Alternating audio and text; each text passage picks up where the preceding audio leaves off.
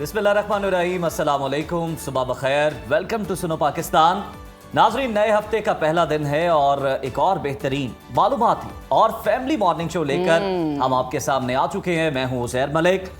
Programme में मेरा साथ देती हैं नजफ राजा और उम्मीद करते हैं आप बिल्कुल खैरियत से होंगे और अपने आज को गुज़िश्ता कल से बेहतर बनाने के लिए एक बार फिर पुरअज़म होंगे। नाजरीन, गुज़िश्ता कुछ दिनों से सोशल मीडिया और व्हाट्सएप पे एक जाली नोटिफिकेशन वायरल हो रहा था जिसमें दावा किया जा रहा था कि पेन, पेंसिल या किसी भी किस्म के निशाने वाले करेंसी नोट को 1 जुलाई 2025 से काबिले कबूल नहीं किया जाएगा। और इस अफवाह ने अवाम में बेचैनी पैदा कर दी और लोग अपने वॉलेट को निकाल के चेक कर रहे हैं अपने नोट को कि क्या चल रहा है। मैं वही देख रहा हूँ नजफ, ये इतनी इंपॉर्टेंट खबर थी कि आपने इसे इब्तिदाइये का हिस्सा बनाया। मैंने कहा इन्फॉर्मेशन में इजाफा किया जाए। बिल्कुल, इससे तो हर बंदा ही जो है ना वो आपको पता है नोटों में तो जान अटकी हुई है। एग्जैक्टली। No doubt. बाकी लोग निकाल के उलट के पलट के देख रहे हैं कि भाई गलती से कोई निशान तो नहीं है। हमारे पास तो ऐसा नोट तो नहीं है। आप लोग शॉपिंग भी करने जाते हैं ना तो वहाँ पे भी चेक कर रहे होते हैं, भाईजान इस पे निशान है, ये नहीं लेना हमने। तो हुआ ये कि जनाब स्टेट बैंक ऑफ पाकिस्तान ने तमाम कियास आराइयों का खात्मा कर दिया है। थोड़ा आप इजी हो जाएं, नोटों का ख्याल रखें, लेकिन जो लिखाई वाले नोट हैं वो आप कबूल कर लें, वो चलेंगे। स्टेट बैंक ये कह रहा है कि जनाब पेन या पेंसिल के निशानात वाले जो करेंसी नोट हैं ये बिल्कुल कानूनी हैसियत रखते हैं और काबिल कबूल हैं। हमने ऐसी कोई पाबंदी आयद नहीं की। स्टेट बैंक ने मजीद ये कहा है कि वो करेंसी नोटों की हिफाजत के लिए आवाम से ये जरूर अपील करते हैं कि वो नोटों पर लिखाई ना करें खुदारा और उनका ख्याल रखें। इसका मतलब ये नहीं कि आपने लेटर लिखना शुरू कर देना नोट पर, बस आपने ख्याल रखना है। अगर लिखा हुआ है कुछ तो फिर चल जाएगा, परेशान होने की लोग लिख लेते हैं ना कि इस पे क्या है, इतना हिसाब है, किसके देने, हालांकि देते नहीं है। तो जनाब सिर्फ लिखाई की वजह से किसी भी नोट को गैर कानूनी करार देना बिल्कुल गलत है, ये वाज़ेह कर दिया है स्टेट बैंक ने। तो आपको ये भी बताते चलें, ये पहला मौका नहीं है कि सोशल मीडिया पर इस नौइयत की अफवाह फैलाई गई हैं। स्टेट बैंक का कहना है कि अवाम सिर्फ उन्हीं बात पर यकीन करें जो स्टेट बैंक के नेशनल ज़राए से, ऑफिशियल ज़राए से जारी की गई हैं। लिहाजा पेन, पेंसिल वाले नोट अब चल सकते हैं, परेशान नहीं होना। और अवाम से दरख्वास्त उन्होंने की है कि ऐसी खबरों पर प्लीज़ कान ना धरें जिसकी तस्दीक मुस्तनद और एक ऑफिशियल ज़राए से ना की जाए। बिल्कुल जी, और इसी खबर के साथ अब हम प्रोग्राम का बाकायदा आगाज करते हैं। ठंडी हवाएं चल रही हैं, झक्कड़ चल रहे हैं और जनाब बाकी आप बताइए कि पारा कैसा रहेगा पूरे पाकिस्तान में? लोगों के आंखों में मिट्टी भी जा रही है, तिनके भी जा रहे हैं, हवा में शॉपर भी उड़ रहे हैं। इस तरह नहीं जा रहे, कोई ना कोई झूल झोंक रहा है उनकी आंखों में। चलें आए वेदर का आगाज करते हैं। आपको मुल्क भर में क्या क्या दर्जा हरारत चल रहा है उसके हवाले से बातचीत करते हैं। आइए।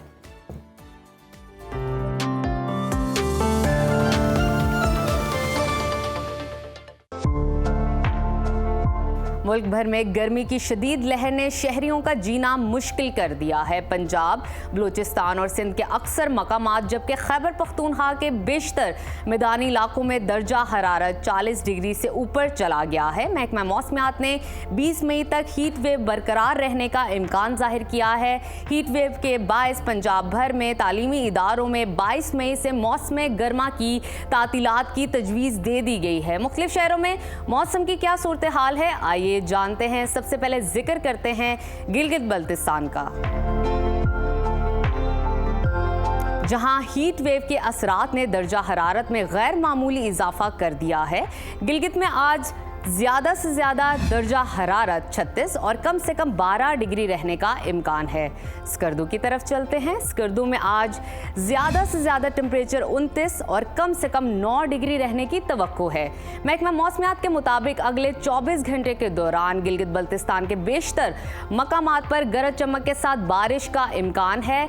नज़र डालते हैं आज़ाद कश्मीर के मौसम पर, जहां मैदानी इलाकों में गर्मी की शिद्दत में इजाफा हो गया है। मुजफ्फराबाद में ज़्यादा से ज़्यादा पारा 40 और कम से कम 21 डिग्री रहने का इम्कान है। श्रीनगर की तरफ चलते हैं, वहाँ पर दर्जा हरारत ज़्यादा से ज़्यादा 32 और कम से कम 13 डिग्री रहने की तवक्को है। महकमा मौसमियात ने आइंदा 24 घंटों के दौरान कश्मीर के बेशतर मकामात पर गरज चमक के साथ बारिश और आंधी के झक्कड़ चलने की पेशगोई की है।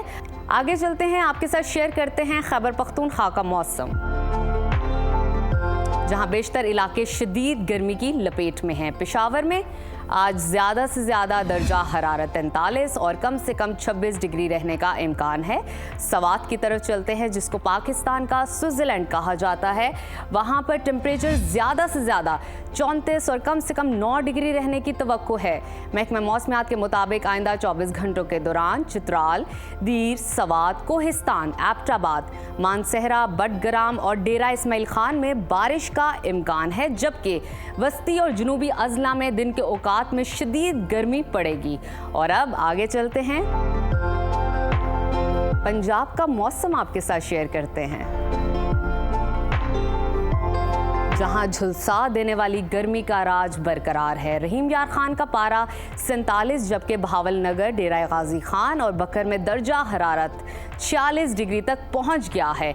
लाहौर का तस्करा करें तो वहां पर आज ज़्यादा से ज़्यादा पारा 43 और कम से कम 28 डिग्री रहने का इम्कान है। इस्लामाबाद की तरफ चलते हैं, वहां पर ज़्यादा से ज़्यादा पारा 41 और कम से कम 28 डिग्री रहने की तवक्को है। मुल्तान की तरफ रुख करें और वहाँ पर ज़्यादा से ज़्यादा टेम्परेचर 45 और कम से कम 30 डिग्री रहने का इम्कान है। महकमा मौसमियात ने आइंदा 24 घंटों के दौरान लाहौर, मरी, रावलपिंडी, अटक, चकवाल, जेहलम, सरगोदा, हुशाब, हाफजाबाद, गुजरांवाला, सियालकोट, नारोवाल में आंधी के झक्कड़ चलने और गरज चमक के साथ बारिश की पेशगोई की है। और अब रकबे के लिहाज से सबसे बड़े सूबा बलूचिस्तान की तरफ चलते हैं, जहां सिब्भी, कुंडी, तुरबत, लसबेला में सूरज आग बरसाने लगा है। कोयटा की बात करें तो वहां पर दर्जा हरारत आज ज़्यादा से ज़्यादा 39 और कम से कम 17 डिग्री रहने का इम्कान है। महकमा मौसमियात के मुताबिक आइंदा 24 घंटों के दौरान सूबे के बेशतर मकामात पर मौसम गर्म और खुश्क रहेगा। और आखिर में हमेशा की तरह जिक्र करते हैं वादी मेहरान का, यानी कि सूबा सिंध के मौसम का, जहां रिकॉर्ड गर्मी ने लोगों को बेहाल कर दिया है। दादू में पारा 48 और जैकबाबाद में 47 डिग्री की सतह पर बरकरार है। सखर, मोहनजोदड़ो और नवाबशाह में दर्जा हरारत 46 डिग्री तक पहुंच गया है। शहर कायद की बात करें, यानी कि कराची की, तो वहां पर ज़्यादा से ज़्यादा पारा 36 और कम से कम 28 डिग्री रहने का इम्कान है। हैदराबाद की तरफ चलते हैं, वहां पर दर्जा हरारत आज ज़्यादा से ज़्यादा 44 और कम से कम 28 डिग्री रहने की तवक्को है। महकमा मौसमियात के मुताबिक आइंदा 24 घंटों के दौरान सिंध भर में मौसम गर्म और खुश्क रहने का इम्कान है।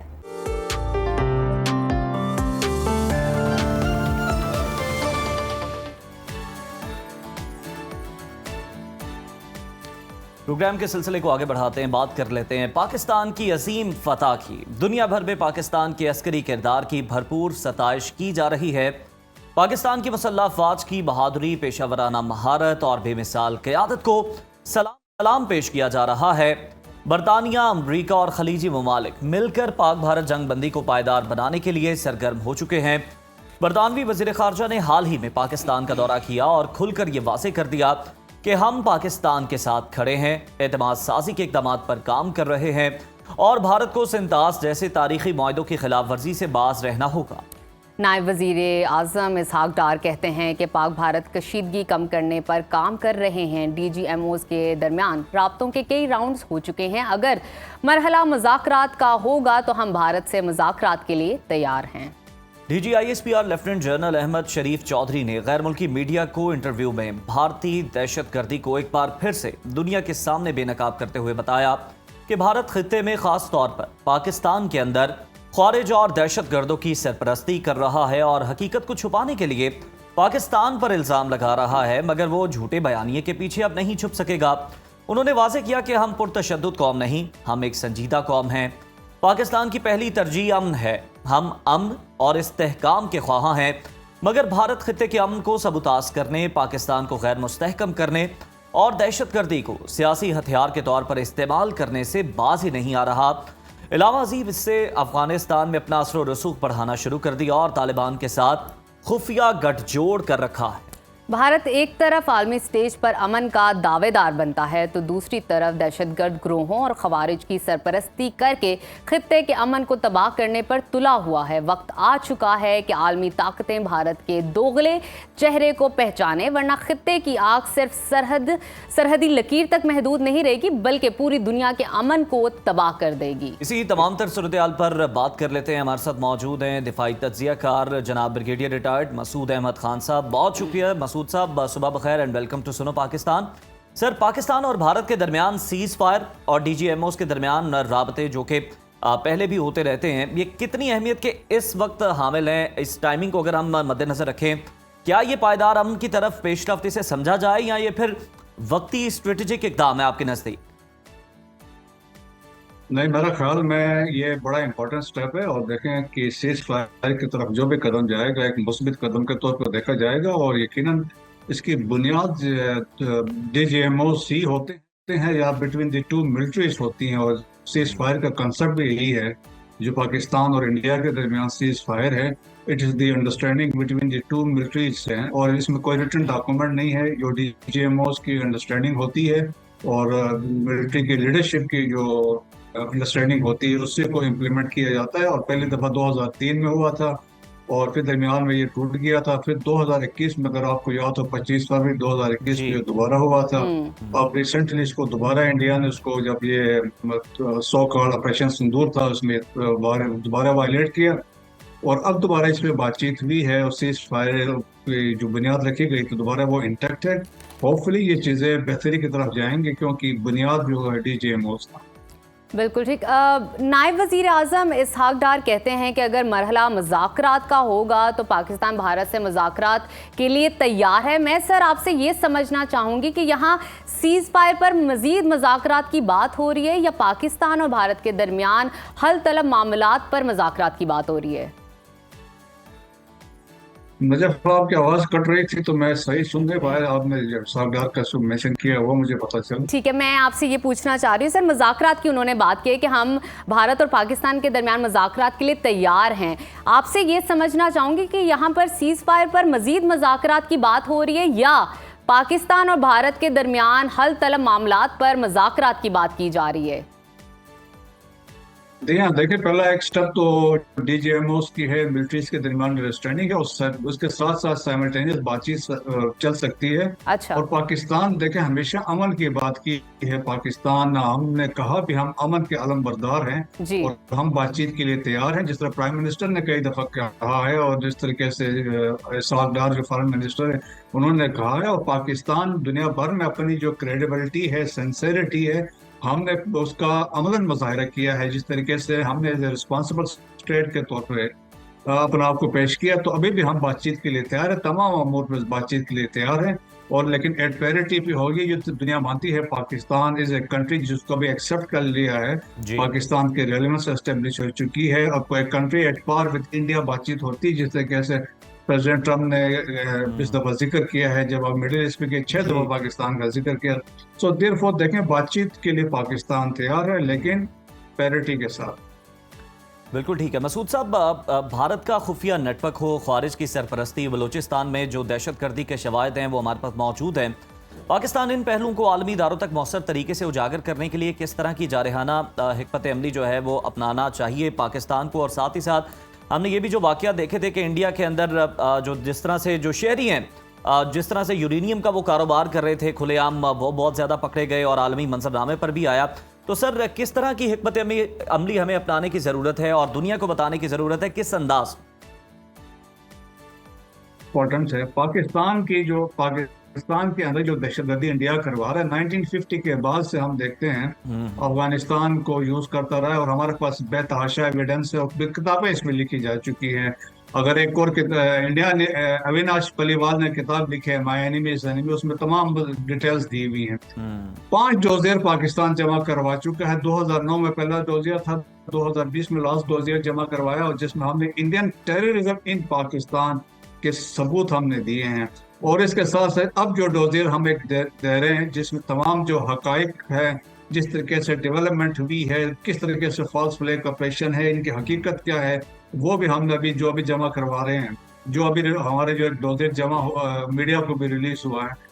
और इसके अलावा जहां बात की है देखिए कि इररिस्पांसिबिलिटी, इंडिया तो खुद इन्वॉल्व है यूरेनियम के सेल में। जी। और ये पहली दफा ऐसा नहीं हुआ, 1990 में पहला वाकया हुआ था और रिसेंटली जो हुआ है जिसमें ओपनली वो यूरेनियम को मिलियंस ऑफ डॉलर्स के तौर पे वो सेल कर रहे हैं। और रिसेंटली बाबा जो उनका रिसर्च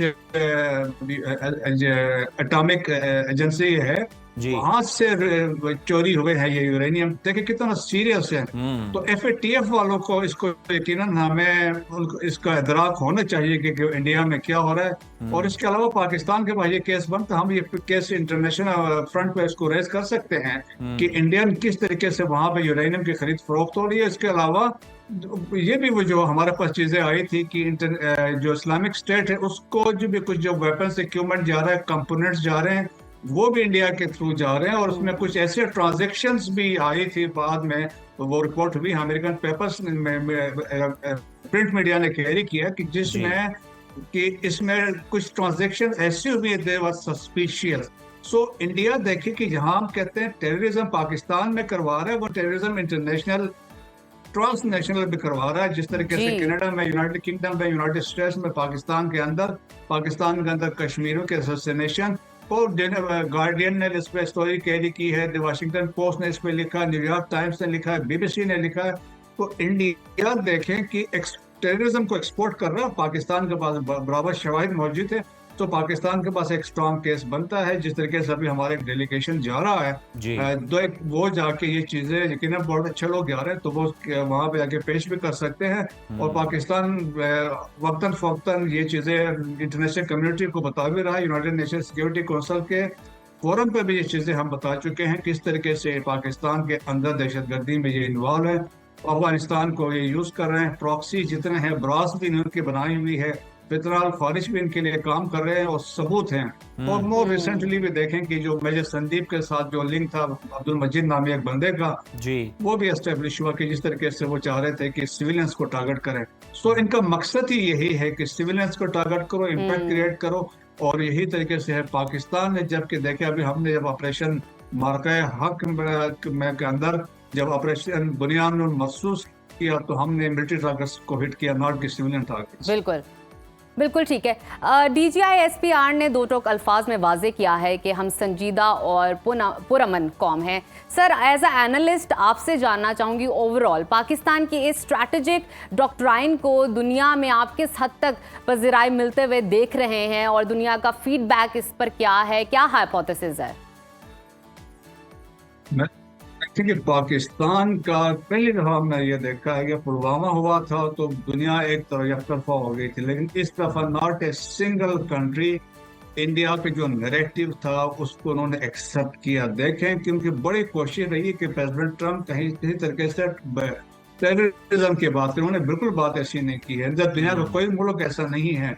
अब लोग बताते हैं दो ममालिक ऐसे हैं जो अभी उनके खुद अपने प्रवीण सानी जो इनका थिंक टैंक है उन्होंने कहा कि सिर्फ दो ममालिक इंडिया को सपोर्ट करते हैं, एक अफगानिस्तान है, द सेकंड इज इजराइल। तो पाकिस्तान देखें एक रिस्पांसिबल स्टेट के तौर पे इंटरनेशनल कम्युनिटी के सामने आया है और हमने देखे कि एग्रेशन नहीं किया, हमने वायलेट नहीं किया। और हमने कहा था जब इंडिया ने किया तो हमने कहा था आर्टिकल 51 के तहत हम इसका जवाब देने के लिए बिल्कुल हम करेंगे, इसको फॉलो करेंगे। और अकॉर्डिंगली हमने जवाब दिया और हमने ये भी कहा था जब जवाब देंगे तो दुनिया को पता चलेगा। सो इसके साथ साथ हमने इंटरनेशनल कम्युनिटी को ये भी कहा था भाई आप इन्वेस्टिगेशंस करवा रहे, न्यूट्रल और एक्सपर्ट्स आके इसको इन्वेस्टिगेट कर सकते हैं। दैट वाज आवर सिंसियरिटी, हम सही थे। लेकिन ये है इंडिया कभी नहीं चाहता था और अभी भी नहीं चाहेगा कि बाहर से कोई लोग आके इन्वेस्टिगेट करें क्योंकि वो पकड़े जाएंगे। सो देयरफॉर पाकिस्तान की जो स्टैंडिंग है कि बढ़ गई है, पाकिस्तान का रेलेवेंस बढ़ गया है। पाकिस्तान को अब दुनिया में एक ऐसा मुल्क के तौर पर देखा जा रहा है, न सिर्फ इन साउथ एशिया बल्कि रीजन के अंदर जियो पॉलिटिक्स में Pakistan has emerge as a important and responsible state के तौर पर। दैट्स व्हाई देखिए प्रेसिडेंट ट्रम्प है, US एडमिनिस्ट्रेशन है, वो पाकिस्तान का बार बार नाम ले रही है और इंटरनेशनल कम्युनिटी भी बात कर रही है। जिस तरह का सेक्रेटरी अभी फॉरेन मिनिस्टर्स आए थे यूनाइटेड किंगडम के, तो उन्होंने भी यहाँ के वही बात की है, पाकिस्तान की व्यू पॉइंट को एंडोर्स किया उन्होंने और बाकी इंटरनेशनल कम्युनिटी भी कर रही है। सो डिप्लोमेटिक फ्रंट पर भी मैं ये कह सकता हूँ कि इंडिया जो था डिप्लोमेसी में मिलिट्री में और दूसरे जो पॉलिटिकली जो है ना, हैज लॉस्ट इस इंडिया ने अपना स्टेचर को, और पाकिस्तान ने अपना आप को ऊपर उठा लिया है। बिल्कुल। और पाकिस्तान ने जो न्यू नॉर्म्स का सो कॉल्ड कंसेप्ट था उसको हमने खत्म कर दिया है, और हमने अपने एक न्यू नाम दे दिया है। अगर आप वायलेट करोगे तो हम ये जवाब दे सकते हैं। बिल्कुल ठीक है, बहुत शुक्रिया ब्रिगेडियर मसूद अहमद खान साहब आपके वक्त का। और बिल्कुल पाकिस्तान के कद काठ में इजाफा हुआ है और पाकिस्तान की जो अहमियत है पूरी दुनिया की नज़रों में बढ़ गई है। और इसी का ये सबूत है कि हमने देखा कि जो ट्रंप हैं वो भी पाकिस्तान की हिमायत कर रहे हैं। दीगर ममालिक भी जो हमने ऑफर करवाई थी कि किसी भी न्यूट्रल कंट्री से आप जनाब तहकीकात करवा लें, उसकी भी मौक़िफ़ की तायद की। बरतानवी वज़ीर ख़ारजा आए हैं, उन्होंने भी पाकिस्तान के मौक़िफ़ की तायद की। तो यकीनन ये हम देखते हैं कि ना सिर्फ अस्करी महाज पे बल्कि हम देखते हैं सिफारती महाज पे भी पाकिस्तान की बहुत बड़ी जीत है। बिल्कुल उज़ैर, और अभी जिस तरह मसूद साहब ने अभी यूरेनियम की बात की, तो भारत के जिस इलाके से यूरेनियम निकलता है, अगर वहाँ के भारतीय एक रिपोर्टर ने रिपोर्ट किया था कि वहाँ का एक भी इंसान, एक भी बच्चा, एक भी औरत नॉर्मल नहीं है। किसी का कॉग्निटिव प्रोसेस खराब है, किसी को फिजिकल एबनॉर्मेलिटी है। तो भारत को खुद की हरकतों पे तवज्जो देने की ज़रूरत है और अपनी हट दर्मी से बाज आने की ज़रूरत है ताकि हम मुज़ाकरात की तरफ जा सके। तो इसी के साथ लेते हैं एक छोटी सी ब्रेक, कहीं मत जाइए, देखते रहिए सुनो पाकिस्तान। वेलकम बैक नाज़रीन। इस्लामी जमहूरिया पाकिस्तान में अल्कोहल की खरीदो फरोख्त और इस्तेमाल कानूनन ममनू है। इसके अलावा हमारी मजहबी और समाजी इक़दार भी इसकी सख्ती से ममानियत करती हैं। ताहम इसके बावजूद अल्कोहल का इस्तेमाल एक खामोश मगर बढ़ता हुआ मसला बनता जा रहा है। आलमी इदारे सेहत के मुताबिक दुनिया भर में अल्कोहल के इस्तेमाल से सालाना 26 लाख अफराद मौत के मुंह में चले जाते हैं। इसके अलावा national survey on drug use and health के मुताबिक 12 साल और उससे ज़ायद उम्र के तकरीबन 28.8 मिलियन अफराद अल्कोहल यूज़र डिसऑर्डर यानी AUD का शिकार हैं। अल्कोहल की लत ना सिर्फ हमारे जिस्मानी सेहत को मुतासर करती है बल्कि जहनी सेहत, ख़ानदानी ताल्लुकात और माशरती ढांचे पर भी गहरे असरात डालती है। इसके नतीजे में डिप्रेशन, एंजाइटी, तशद्दुद और ख़ुदकुशी जैसे मसाइल जन्म लेते हैं। आज हमें जो डॉक्टर ने ज्वाइन किया है मारूफ साइकाइट्रिस्ट हैं डॉक्टर उसामा बिन ज़ुबैर। हम इनसे जानेंगे इस मसले की नोयत क्या है और अहम बतौर इंसान और फ़र्द माशरे को किस तरह बचा सकते हैं इस लत से, इस गलत आदत से।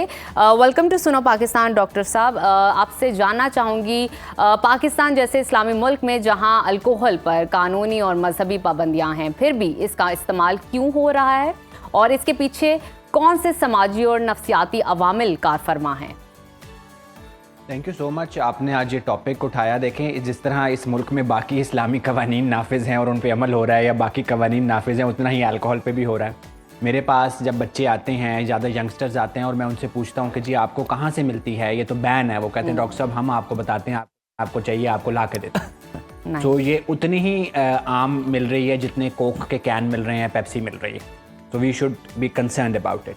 फिर आपने जो सोशल फैक्टर्स पूछे ना, अभी 3-4 सोशल फैक्टर्स हैं जो मैं अपनी प्रैक्टिस में देख रहा हूँ, ख़ास तौर पे यंगस्टर्स में। मेरा बहुत ज़्यादा फोकस यंगस्टर्स पे होता है। वालिद बाहर हैं, आपको पता है कितनी लोग मुल्क से बाहर जा रहे हैं। जो पीछे वालदा बची हैं वो या बहुत स्ट्रिक्ट हैं या ओवर पैम्पर कर रही हैं, बच्चे की स्ट्रेस कोपिंग नहीं बन पा रही। और फिर वही जो साइकोलॉजिकल इश्यूज़ हैं, एंजाइटी आती है, स्ट्रेस कोप नहीं होता, माँ बहुत सख्त है, कोई माँ से बचाने वाला नहीं है, चूँकि बाप बाहर है, माँ ओवर कंपनसेट कर रही है। फिर अच्छी स्ट्रेस कोपिंग नहीं मिलेगी, अच्छा मेंटल हेल्थ प्रोफेशनल नहीं मिलेगा, जो कोने पे चाय वाला खोखा है वो छुपा के शराब बेच रहा होगा। और सबसे बड़ा प्रॉब्लम फिर जाली और देसी शराब है। गिलगित, हुंजा, चित्राल से मेरे पास लोग आते हैं जो you name anything in the world वो उसकी शराब बना रहे हैं, आलू की शराब बना रहे हैं, गाजर की शराब बना रहे हैं। हमने तो सिर्फ अंगूर की सुनी थी। अच्छा डॉक्टर साहब, अल्कोहल यूजर डिसऑर्डर AUD के बारे में ज़रा तफसीलन हम आपसे जानना चाहेंगे, होता क्या है, इसकी तशखीस कैसे की जाती है और कौन सी इलामात या रवैये हैं जो कि इसकी निशानदेही करते हैं? देखिए, एक पूरा स्पेक्ट्रम है। उसके एक कोने पे ओकेजनल ड्रिंकिंग है कि आप कभी कभी दोस्तों के साथ, जिस तरह गोरे करते हैं, डॉक्टर्स, इंजीनियर्स, गोरे तो सारे करते हैं, लेकिन वो ओकेजनल होता है। हफ्ते में 1 कैन बियर का पी लिया, वो जिस्म के लिए, दिमाग के लिए नुकसानदेह नहीं है। फिर आता है हार्मफुल यूज़। आपने इतना ज़्यादा पीना शुरू कर दिया है कि आपका जिगर मुतासिर हो रहा है, आपके गुर्दे मुतासिर हो रहे हैं, आपका जहन मुतासिर हो रहा है।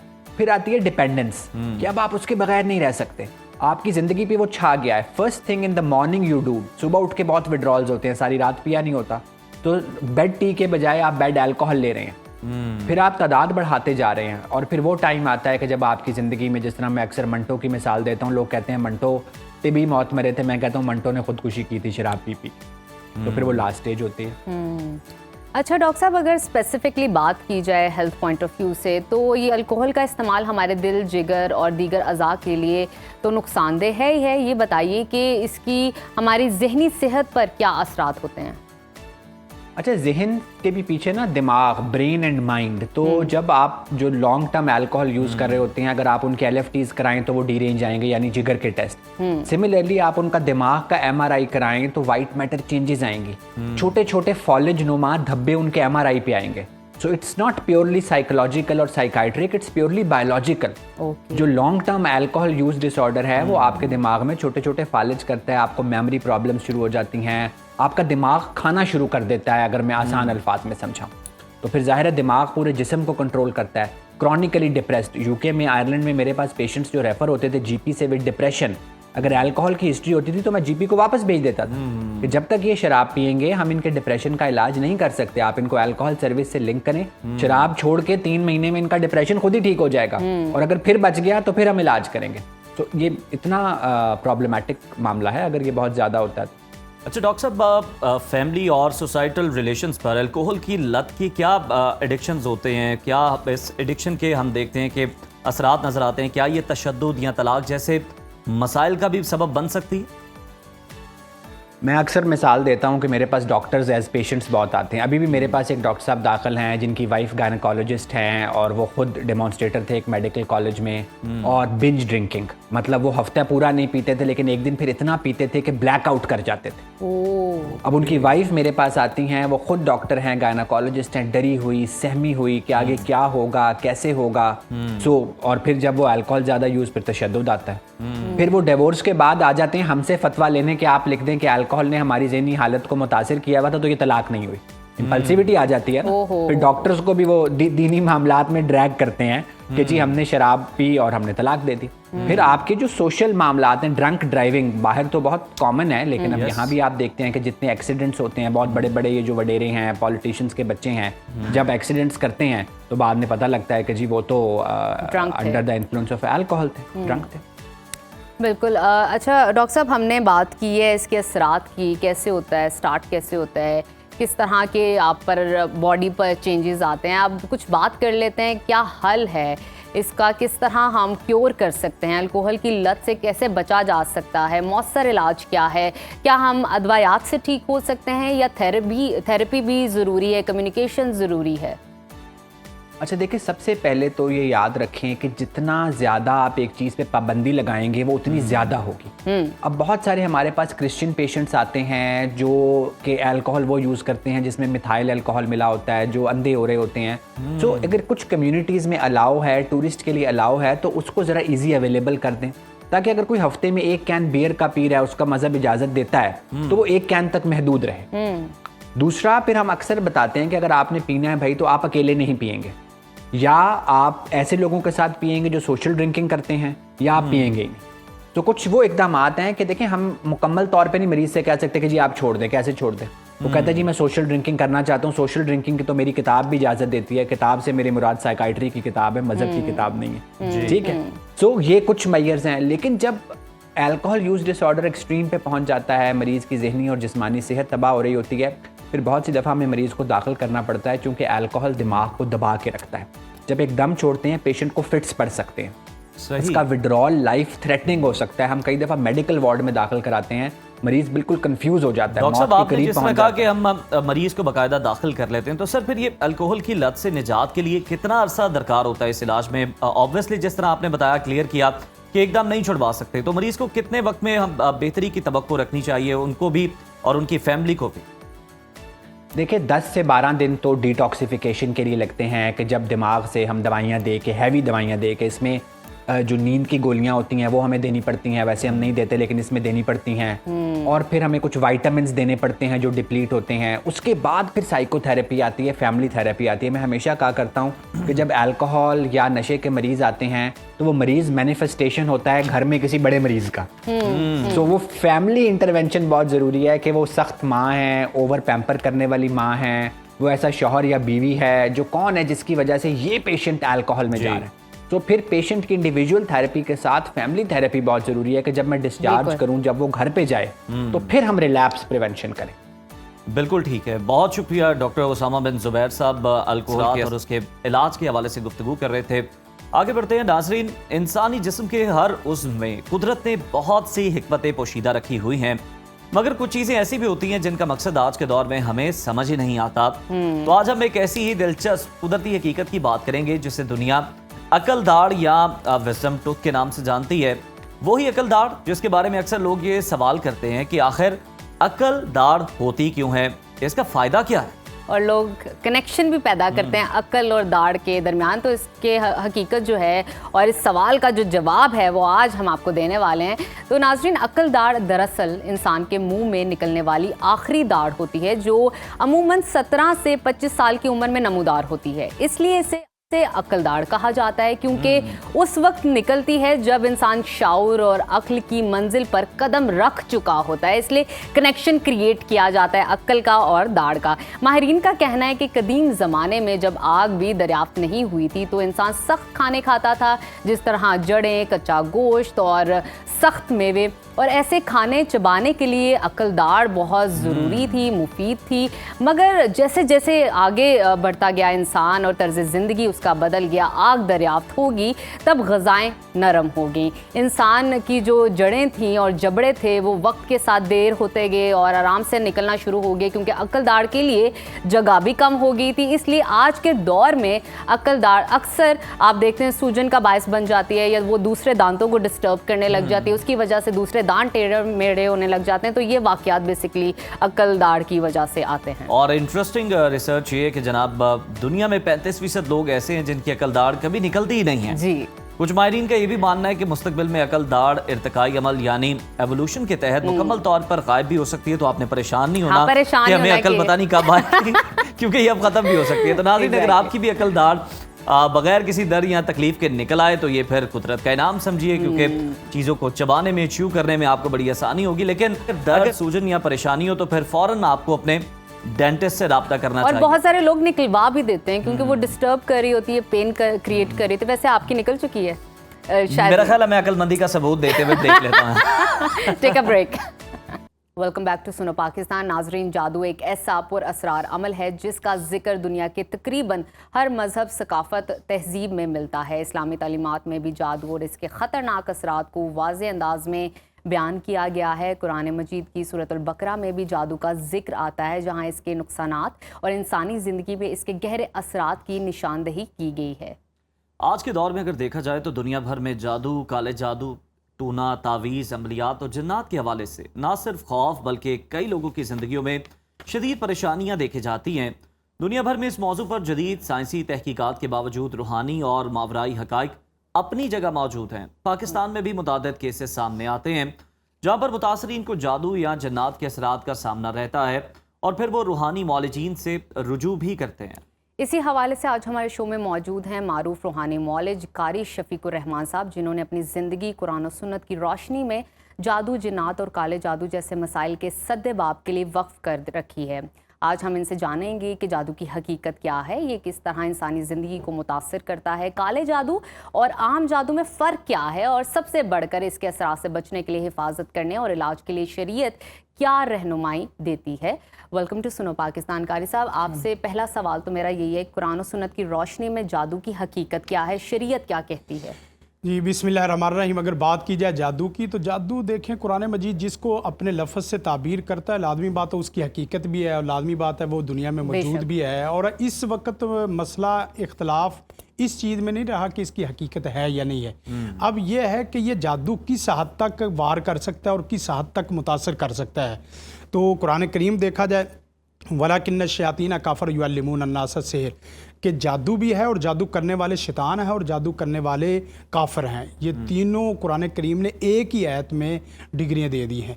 और इसी तरह दूसरी आयत देखी जाए, फरमाया कि अलकौ साहरु आयुन्नास, आँखों को मुतासर कर देता है जादू। और इसी तरह कुरान करीम की एक तीसरी आयत देखी जाए, वमिन शर्रि नफ़्फ़ासाति फ़िल उक़द वमिन शर्रि हासिदिन इज़ा हसद, हासिदीन के हसद से पनाह की और जादूगरों के जादू से पनाह की। बाकायदा एक पूरी सूरत अल्लाह ताला ने नाज़िल की है। हदीसों में देखा जाए नबी कायनात सल्लल्लाहु अलैहि वसल्लम का फरमान है, इज्तनिबू अस्सबल मुबिकात, 7 हलाक करने वाली यानी तबाही का सबब बनने वाली चीज़ों से बचो। उनमें से नंबर 1 अश्शिरकु बिल्लाह और नंबर 2 अस्सिहर, जादू करना, कराना और जादू के लिए पूरा माहौल बनाना। ये तमाम के तमाम लोग इसी के अंदर शामिल हैं। और हदीस देखी जाए नबी कायनात सल्लल्लाहु अलैहि वसल्लम का फरमान, मन आता काहिनन फ़सअलहुअन लम तुक़बल लहु सलातु अरबईन लैला, जो आदमी किसी जादूगर के पास जाता है और अपने सवालात पूछता है, सिर्फ 40 दिन पूछने से उसकी नमाज कबूल नहीं होती। कोई अमल नहीं करवाता, अमल नहीं करवाता, सिर्फ ये कहता है मेरी फाल निकालो, मेरा हिसाब निकालो। जिस तरह लोग सितारों से हिसाब बता रहे हैं, सितारों से तकदीर बता रहे हैं, ये सारे इल्म नजूम में आते हैं। और इसी तरह एक हदीस है, मन अता काहिनन फसद्दक़ बिमा यक़ूल फ़क़द कफ़र बिमा उनज़िला अला मुहम्मदिन सल्लल्लाहु अलैहि वसल्लम। अगर सवाल करने के बाद उसके नुस्खे और उसकी अमलियात को इस्तेमाल करना शुरू हो जाए जो जादूगर है, तो नबी कायनात सल्लल्लाहु अलैहि वसल्लम ने फरमाया कि वो आदमी काफिर हो जाता है। कितनी ख़तरनाक बात। गोया कि जादू हकीकत रखता है, जादू कुफरिया अमल है, जादू शैतानी अमल है और जादू हलाकत में, तबाही में डालने वाला है। और अगर इसी हालत में बंदा मर गया तो नबी कायनात सल्लल्लाहु अलैहि वसल्लम का फरमान उस आदमी के लिए है जो तवीद पहनता है, जो तवीद पहनाता और देता है, बनाता है, तैयार करता हूँ, उसके लिए आप अंदाज़ा करें क्या है, फरमाया कि वो कभी भी कामयाब नहीं होगा। ये जो हदूद आपने बताई नाफिज होती हैं, ये आम जादू और काले जादू दोनों पे है, और इसको डिफ्रेंशिएट भी कर दें, ये भी बता दें। और काले जादू को क्यों सबसे ज़्यादा खतरनाक कहा जाता है, किस हद तक इसके नुकसान देखिए जादू की ना शदीद होते हैं? जादू की ना 2 शक्लें बनावटी बनाई जाती हैं। अच्छा, मसलन बनावटी बनाने का मतलब यह है कि जादू तो सारा ही स्याह है, बिल्कुल ठीक है, जादू सारा ही काला है और जादू सारा ही भयानक है। सिर्फ बाद लोग कहते हैं कि जो जोड़ने का काम करता है वो सफ़ेद है, जो तोड़ने का काम करता है वो काला है। अच्छा, जो लड़ाई झगड़ा डालता है और तबाही आग जलाता है वो जादू काला है, जो आग बुझाता है वो जादू सफ़ेद है। ये अपनी अपनी डेफिनेशन अपने अपनी असल ये है कि जादू सारे का सारा स्याह और सारे का सारा भयानक और काला ही है। जादू जिसको जादू कहा जाता है वो जादू है ही तबाही। नबी कायनात सल्लल्लाहु अलैहि वसल्लम की मैंने हदीस आपके सामने रखी, कुरान करीम की आयत से रखी, तो इससे पता चलता है कि जादू किसी भी शक्ल का है वो तबाही है। रही बात यह कि काले सफ़ेद से अपने आप को चोर दरवाजे खोलने वाली बात है। अच्छा कारी साहब, ये बताइए कि जादू हम इंसानी जहन पर, जिस्म पर, रिश्तों पर, रोज़मर्रा की ज़िंदगी पर किस तरह के असरात मुरतब करता है? बहुत सारे लोगों से सुनते हैं कि रिश्ते टूट जाते हैं, बीमार हो जाते हो आप। देखिए मैं इसको बड़े टू द पॉइंट अहम निकात की शक्ल में, एक तो यह है कि वो सबसे ख़तरनाक जादू वो है जो आपके दिल दिमाग के ऊपर असर करे। और इसी से 2 चीज़ें हैं, अगर जिस्मानी तौर पे आपके दिल दिमाग को खाता है, मुस्तकिल आपको तबाही में डालता है, ये बहुत ख़तरनाक है। और एक वो है जो आपका जादू नज़रिया खा जाता है, आपकी डायरेक्शन तोड़ता है जी। और एक जादू वो है जो आपका जिस्म तोड़ता है। गोया के नज़रिया, ईमान, डायरेक्शन तोड़ने वाला जादू वो है, वो सबसे खतरनाक है। और अगर वो तवालत भी पकड़ ले, यानी 10 साल, 20 साल, 1 नस्ल, 2 नस्ल, 3 नस्लों तक, तो गोया कि वो तो बहुत ही इंतहाई ख़तरनाक है। जो जिस्म का मर्द है, मसलन किसी का सर पकड़ेगा, किसी की कमर पकड़ेगी, किसी की टांग पकड़ेगी, किसी का जिस्म वैसे बीमार हो गया, ये भी ख़तरनाक शक्लें हैं, लेकिन ये इतनी ख़तरनाक शक्लें नहीं हैं। और तीसरी शक्ल ये है कि आपके मुआशरे या आपके माहौल को मुतासर करें, मसलन आपके बिजनेस को मुतासर करता है, आपकी इज़्ज़त को मुतासर करता है, आपकी तालीम को मुतासर करता है, आपके जो नेम शेम हैं उनको मुतासर करता है। गोया कि इसका तल्लक आपके जिस्म से नहीं है, लेकिन आपको मुतासर कर रहा है, खतरनाक है। कारी साहब, कुछ बातें जो हम बहुत सुनते आ रहे हैं बचपन से, उनको डिस्कस कर लेते हैं। जिस तरह कहते हैं कि जन्नात ख़वातीन पर आशिक हो जाते हैं, कब्रिस्तान नहीं जाना चाहिए उन्हें, और खुले बालों के साथ नहीं निकलना चाहिए, आंधी में इस तरह से उन पर हो जाते हैं असरात। शरई रूहानी हकीकत क्या है इन दावों की, इन बातों की? देखें, जादू या जिन जिस वक्त ख़वातीन पे होता है तो ख़वातीन पे होने की बुनियादी सूरतें ख़वातीन खुद ही बनती हैं। मसलन एक तो यह है कि वो खौफ ना खाए, बाल खुले भी हैं, खौफ ना खाए, सही, तो वो खौफ ना खाए तो उसके ऊपर भी असर नहीं होता। ठीक है, खौफ भी है, बाल भी खुले हैं, और इसी तरह साथ साथ खुशबू लगी हुई खुशबू है, या वो तमाम चीज़ें जो गैर शरई हैं, उसकी वजह से जादू बहुत तेज़ी से होता है। और सबसे ज़्यादा जो हसास चीज़ है कि जिन दिनों में नमाज ख़वातीन ने नहीं पढ़नी होती उन दिनों में अज़कार भी नहीं वो करती, हालांकि उन दिनों में अज़कार खुसूसन करने चाहिए। अच्छा, यानी जिन दिनों में ख़वातीन ने नमाज नहीं पढ़नी, हमारी माएँ बहनें बेटियाँ, मैं तो सबको तालीम करता हूँ कि बेटा जिन दिनों में नमाज नहीं पढ़नी उन दिनों में आपने अज़कार इतनी खसूसियत से करने हैं। आपकी ज़बान पाक है, आप आपकी ज़बान पाक है।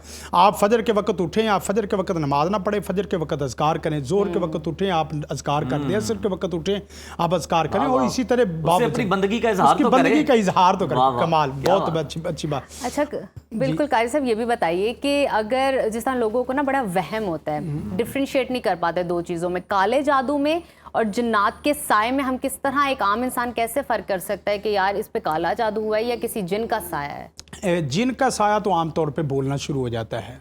अच्छा, बोलना शुरू हो जाता है, बात अंदर से आवाज़ें शुरू हो जाती है, और वो बंदा जज करना चाहे तो जज हो भी जाता है। मसलन आप उसके सर पे हाथ रख ले, अपना महरम है तो उसके सर पे हाथ रख ले, हाथ रखेंगे तो आपको बाकायदा फील होगा कि उसके सर की कैफियत बदल रही हैं। आप दिल पे रखेंगे तो दिल पे बाकायदा आपकी कैफियत बदलती हुई महसूस होगी। जो जादू होता है वो आमतौर पे बड़ी स्लो स्पीड से वो चलता रहता है, ठीक है। और जो जिन है वो बाकायदा एक मखलूक है, वो फ़ौरन से पहले तेज़ी के साथ असरात दिखाता है। सबसे पहले तो उसके चेहरे पे असरात नजर आते हैं।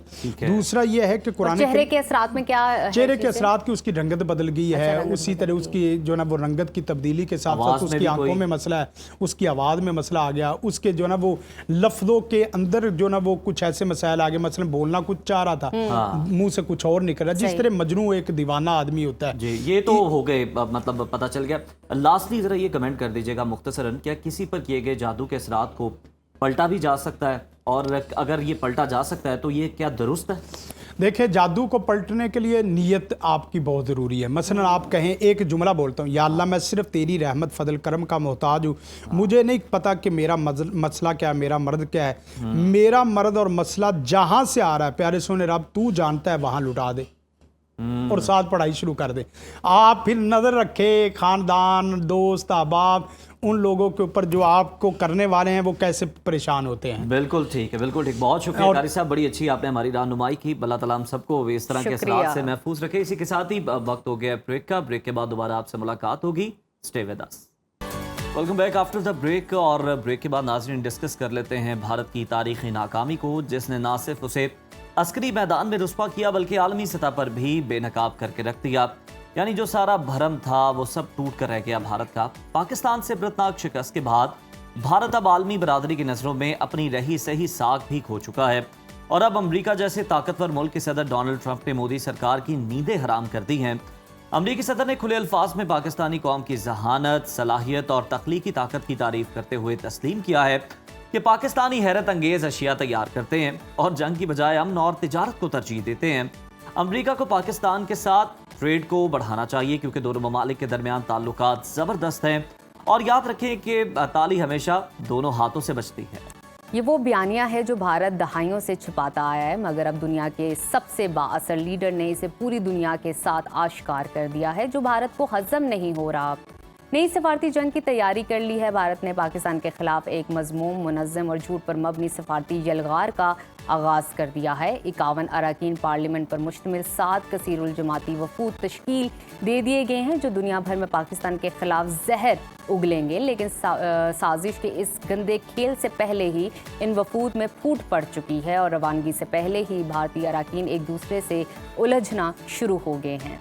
मगर पाकिस्तान भी खामोश नहीं है। सिफारती बहास पर मुंह तोड़ जवाब देने के लिए फैसला कुन बार की तैयारी कर ली गई है। वज़ीर आज़म शहबाज शरीफ ने बिलावल भुट्टो जरदारी की क़यादत में एक आला सतही वफ़द तश्कील दे दिया है, जिसमें 4 साबिक़ वज़राए ख़ारजा, 2 साबिक़ ख़ारजा सेक्रेटरीज़, सीनियर सिफारतकार और माहिरीन शामिल हैं। ये वफ़द वाशिंगटन, लंदन, पेरिस और ब्रसल्स जैसे आलमी दारुल हुकूमतों में न सिर्फ भारतीय झूठ और साजिश को बेनकाब करेगा, बल्कि पाकिस्तान के अमन, इस्तेहकाम और खित्ते में जिम्मेदार किरदार को भी दुनिया के सामने उजागर करेगा। अब फैसला दुनिया को करना है कि एक तरफ भारत है जो धोखा, साजिश और दहशत का नुमाइंदा बन चुका है, और दूसरी तरफ पाकिस्तान है जो कि अमन, तरक्की और बैनुल-अक़वामी शराकत का अलमबरदार है। इसी पर बात कर लेते हैं। माहिर आलमी उमूर अहमद हसन साहब ने हमें ज्वाइन किया है। वेलकम टू सुना पाकिस्तान अहमद हसन साहब। भारत ने दहाइयों तक पाकिस्तान के खिलाफ झूठ का कारोबार चलाया, मगर आज खुद वो आलमी स्टेज पर तमाशा बन चुका है। क्या भारत का नाम नेहाद सॉफ्ट पावर ब्रांड अब हमेशा के लिए ये समझा जाए कि खाक में मिल चुका है? बिल्कुल ऐसे ही है, लेकिन भारत का जो प्रोपेगेंडा, मैं हमेशा ये बात करता हूँ, there is a principle of propaganda, उसमें तकरीबन 10 to 20% आप झूठ बोलते हैं, यानी आपका जो प्रोपेगेंडा एजेंडा होता है उसको पूरा करने के लिए आप वो इंफॉर्मेशन प्लांट करते हैं। एटलीस्ट 80-85% उसमें सच का एलिमेंट होना चाहिए। लेकिन पूरी दुनिया में शायद भारत का मीडिया वो वाहिद मीडिया है जिसका प्रोपेगेंडा का जो कंसंट्रेशन होता है उसमें 100% झूठी होता है, जिसकी वजह से फाउंडेशन के ऊपर आपको कोई रियलिटी नजर नहीं आती। और फिर जब वो टेस्ट होते हैं, यानी आप अपनी जो पब्लिक है, अपनी ऑडियंस है, उसमें तो आप एक फैशिस्ट गवर्नमेंट इंस्टॉल करके हर किसी की आवाज़ दबा भी सकते हैं, आप एक सिंगुलर जो नैरेटिव है उसको टो भी कर सकते हैं, सेम वॉइस आप एको चैम्बर्स बना सकते हैं अपने मीडिया हाउसेस को। लेकिन जब आपका नैरेटिव ग्लोबल स्टेज के ऊपर चैलेंज होता है, जब दूसरे प्लेयर्स भी आते हैं उसको टेस्ट करने के लिए, उसको फैक्ट चेक करने के लिए, तो वो एकदम से धड़ाम करके गिर जाता है। और यही इंडिया के साथ हुआ कि पिछले 10 साल से जो अपनी इंटरनल ऑडियंस के लिए प्रोपेगेंडा नैरेटिव टो कर रहे थे, वो प्रोपेगेंडा नैरेटिव जब टेस्ट हुआ पूरी दुनिया में, जब पाकिस्तान इंडिया का मुकाबला हुआ, जब ग्लोबल पावर्स जो थी, दुनिया की ताकतें, दुनिया के बड़े मीडिया हाउसेस, वो फैक्ट चेक करने के लिए उन्होंने माइक्रोस्कोपिकली इंडियन मीडिया को ऑब्जर्व किया, तो इंडिया की सारी जो सॉफ्ट पावर और सारा जो इनका एजेंडा था या प्रोपेगेंडा था, वो 10 दिन के अंदर आपने देखा वो 10 साल पुरानी जो इन्होंने इमारत खड़ी की थी वो धड़ाम से गिर गई। बिल्कुल ठीक। अमरीकी सदर की जानिब से पाकिस्तान के लिए इस कदर मस्बत और खुले अल्फाज में तारीफ बैनुल-अक़वामी सिफारती मंजरनामे पर किस हद तक असरअंदाज हो सकती है, क्या लगता है आपको? उस जो अभी इस वक्त जो डिप्लोमेटिक सेटअप चल रहा है उसमें you have to be very clear about a fact कि इस वक्त अमरीकी सदर हों या दुनिया के कोई भी और जो ग्लोबल रीजनल पावर्स हैं उनके हेड्स हों, वो पाकिस्तान की तारीफ किस वजह से कर रहे हैं, वो वजह जानना बहुत ज़रूरी है और उस पर क्लैरिटी होना बहुत ज़रूरी है। ये पूरा दुनिया का जो माहौल चेंज हुआ है, जो जिसको कहते हैं द ग्रैंड चेस बोर्ड, उसके ऊपर जो नई पोजीशनिंग इस वक्त आपको नजर आ रही है, पाकिस्तान का इस वक्त जो रोल नजर आ रहा है पूरी दुनिया में, सिर्फ और सिर्फ एक वजह से, और वो वजह ये है कि अल्लाह के फजल से पाकिस्तान की अफवाज ने, पाकिस्तान की आर्मी ने, एयरफोर्स ने, नेवी ने इंडिया को मैदान जंग में बहुत बुरी तरह से रुसवा किया। पाकिस्तान ने ऑफेंसिव डिफेंस को या स्ट्रेटेजिक ऑफेंस को पहली दफा इस तरीके से डिप्लॉय किया है इंडिया को बैकफुट पे धकेलने के लिए। इंडिया पाकिस्तान के ऊपर हमले करना चाहता था, इनका प्लान था, इन्होंने पाकिस्तान के ऊपर हमला करके कुछ इलाका लेना है, वो जो रॉ का डॉक्यूमेंट लीक हुआ था क्लासिफाइड। सो उसके मुकाबले में जब पाकिस्तान ने दबा के इसको रिस्पॉन्स दिया और इनके दांत तोड़े, तो उसकी वजह से पूरी दुनिया में ये जियोपॉलिटिकल शिफ्ट आपको नजर आया। Pakistan emerged as a super power, Pakistan emerge as a country जिसने चाइना की वेपन इंडस्ट्री को पूरी दुनिया में लेजिटिमाइज करा दिया, पूरी दुनिया में उसकी धाक बिठा दी। Pakistan emerge as a powerful country in this block South Asia के अंदर, जिसको इग्नोर नहीं किया जा सकता, जिसकी बात सुनना, जिसकी बात समझना इस वक्त लाजिम है पूरी दुनिया में। सो जब तक हम अपने वो स्ट्रेटेजिक ऑफेंस को, अपनी मिलिट्री माइट को, अपने पोस्चर को मेंटेन रखेंगे इंडिया के खिलाफ, पूरी दुनिया हमारी तारीफ ही करेगी। बिल्कुल, पाकिस्तान ने अपने साथ साथ अपने दोस्तों की अहमियत में भी इजाफा किया। मतलब डोनाल्ड ट्रंप की अब बात करें तो वो पाकिस्तानी जहानत और तख्लीकी कुव्वत का अलल ऐलान एतराफ़ करके भारतीय हुकूमत की नींदें हराम कर रहे हैं। अमरीकी सदर के मौक़िफ़ के अंदर जो तब्दीली आई है, ये मोदी हुकूमत के लिए एक्सेप्ट करना कितना मुश्किल है? बहुत बड़ा दचका है। इन्होंने अपना जो एक नैरेटिव बिल्ड किया हुआ था कि जयशंकर इंडिया की तारीख का सबसे बेहतरीन फॉरेन मिनिस्टर है और वो इंडिया की डिप्लोमेसी को नेक्स्ट लेवल पे ले गया है और पूरी दुनिया इस वक्त इंडिया के साथ खड़ी है और इंडिया की बहुत बड़ी एक मार्केट है जिसको अमेरिका भी इस्तेमाल कर रहा है, जिसको चाइना भी इस्तेमाल कर रहे हैं, तो पूरी दुनिया में ये बयानियां बनाने की कोशिश कर रहे थे। लेकिन जब जंग हुई, जब it was Indian war machine versus the Pakistani war machine, जब ये दोनों मदे मुकाबले आई, जब इन दोनों का मुकाबला हुआ, तो पूरी दुनिया ने जो पोस्चर पाकिस्तान का देखा, तो फिर उन्होंने जंग के दौरान एक्चुअली जो इंटरनेशनल रिलेशंस होते हैं या फॉरेन पॉलिसी होती है बड़ी ब्रूटल होती है, इसमें इमोशंस जज्बात नहीं होते। और जंग के दौरान जो इंफॉर्मेशन, जो फॉरेन पॉलिसी या डिप्लोमेसी होती है, जंग के दौरान ममालिक उसी मुल्क पे बेट करते हैं जिस पे उन्हें यकीन होता है कि जंग के दौरान ये कामयाब होंगे। तो जब बात आती है दो मिलिट्रीज की, दो अफवाज की, जंग दो फौजें करती हैं, जब भारत की फौज और पाकिस्तान की फौज है, जब इनके प्रोफेशनलिज्म की बात आती है, इनकी कॉम्पिटेंस की बात आती है, तो फिर जो पावर्स इंडिया को सपोर्ट करना भी चाहती हैं वो भी एंशियस हो जाती हैं और फिर वो पाकिस्तान के साथ अपने आप को अलाय करती हैं। और यही आपने देखा, ना सिर्फ अमेरिका बल्कि पूरी दुनिया ने, जब जंग की बात आई तो उन्होंने पाकिस्तान की अफवाज के साथ पाकिस्तान की अफवाज के साथ उन्होंने बेहतर मामलात रखने को तरजीह दी as compare to the Indian army. बिल्कुल ठीक, इसमें कोई शक नहीं। अमेरिकी सदर की जानिब से पाकिस्तान की तारीफों और पजीराई से आलमी सतह पर बहुत फ़ायदा हो रहा है और आइंदा भी होगा। अमेरिका के 180 डिग्री पर मौक़िफ़ बदलने के पीछे असल वजह आपको क्या नज़र आ रही है, और क्या वाशिंगटन ने भारत के फरेब को पहचान लिया है या पाकिस्तान की सिफारती हिकमत अमली ने खेल बदल दिया है? ये दोनों फैक्टर्स हैं, लेकिन मैंने जैसे एक्सप्लेन किया कि जो सबसे इम्पोर्टेंट फैक्टर है वो ये है कि पाकिस्तान की अफवाज ने भारत को मुंह तोड़ जवाब दिया है। जो पाकिस्तान का स्ट्रेटेजिक ऑफेंस है, जो पाकिस्तान ने इंडिया को, जहरियत को, और इस दफा जो पाकिस्तान ने डिसाइड किया कि you can not call us a terrorist and get away with it, हम आपसे उसका बदला लेंगे, हम हिसाब लेंगे, आपको अकाउंटेबल ठहराएंगे। जो पाकिस्तान ने मिलिट्री पॉस्चरिंग की है उसकी वजह से अमेरिका का मौक़िफ़ चेंज हुआ है। जो पाकिस्तान ने इंडिया का मुंह तोड़ा है उसकी वजह से अमेरिका का मौक़िफ़ चेंज हुआ है। जो पाकिस्तान ने राफेल SU-30 गिराए हैं उसकी वजह से अमेरिका का मौक़िफ़ चेंज हुआ है। जो पाकिस्तान ने S-400 गिराया उसकी वजह से अमेरिका का मौक़िफ़ चेंज हुआ है। ये चीजें हैं जो आजकल के इंटरनेशनल ऑर्डर में मौक़िफ़ को चेंज करती हैं, और उन्हीं की वजह से पूरी दुनिया का मौक़िफ़ चेंज हुआ है। बाकी सारी चीजें yes they are complimenting it, लेकिन जो प्राइमरी रीजन है जिसकी वजह से दुनिया पाकिस्तान को सपोर्ट कर रही है वो पाकिस्तान का मिलिट्री एक्शन। बिल्कुल सही है अहमद साहब। भारत ने, हम देख रहे हैं कि पाकिस्तान के खिलाफ दुनिया भर में अब प्रोपेगेंडे के लिए नई सिफारती जंग शुरू कर दी है, मगर रवानगी से पहले ही उन वफूद में इख्तलाफात भी बड़े देखने को मिले हैं। क्या भारतीय वफूद में अंदरूनी फूट इस मुहिम की अब हम समझें कि पेशगी तदफीन है, इसका खात्मा है?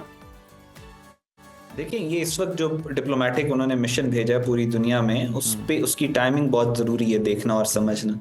India is itching for an attack. वो एक और मिस एडवेंचर करना चाह रहे हैं पाकिस्तान के साथ, और इसी वजह से इतना हैपहैज़र्डली, क्योंकि इनको नज़र आ रहा है कि इनकी फॉरेन पॉलिसी जो है वो उस तरीके से फॉरेन मिनिस्टर वो सपोर्ट नहीं लेके दे सक रहा इंडिया को जो उसे जारियत के लिए चाहिए इंटरनेशनल। तो उन्होंने 7 लोगों के पर मुश्तमिल एक डेलीगेशन पूरी दुनिया में भेजा है ताकि वो इमीडिएटली थोड़ी बहुत सपोर्ट हार्नेस कर सकें पूरी दुनिया से पाकिस्तान के ऊपर अटैक करने के लिए। लेकिन जो इंडिया की इंटरनल पॉलिटिक्स हैं या इंटरनल पॉलिटिकल डायनामिक्स हैं वो इस वक्त बहुत ज्यादा मैटर कर रहे हैं। मोदी के खिलाफ बीजेपी के अंदर भी एक बगावत हो चुकी है। सुब्रमण्यम स्वामी ने कहा है कि वो लोग मोदी को हटा के योगी आदित्यनाथ को लेके आएंगे, और कांग्रेस भी इस वक्त पूरी तरह वो कह रहे हैं वो डैगर जो है वो खंजर उन्होंने घुसाया हुआ है और उसको बस ट्विस्ट करते चले जा रहे हैं। तो कांग्रेस भी पूरे तरीके से इस वक्त मोदी के खिलाफ है। जो आप लड़ाई की बात कर रहे हैं ये इनके इंटरनल रिफ्ट्स की वजह से है।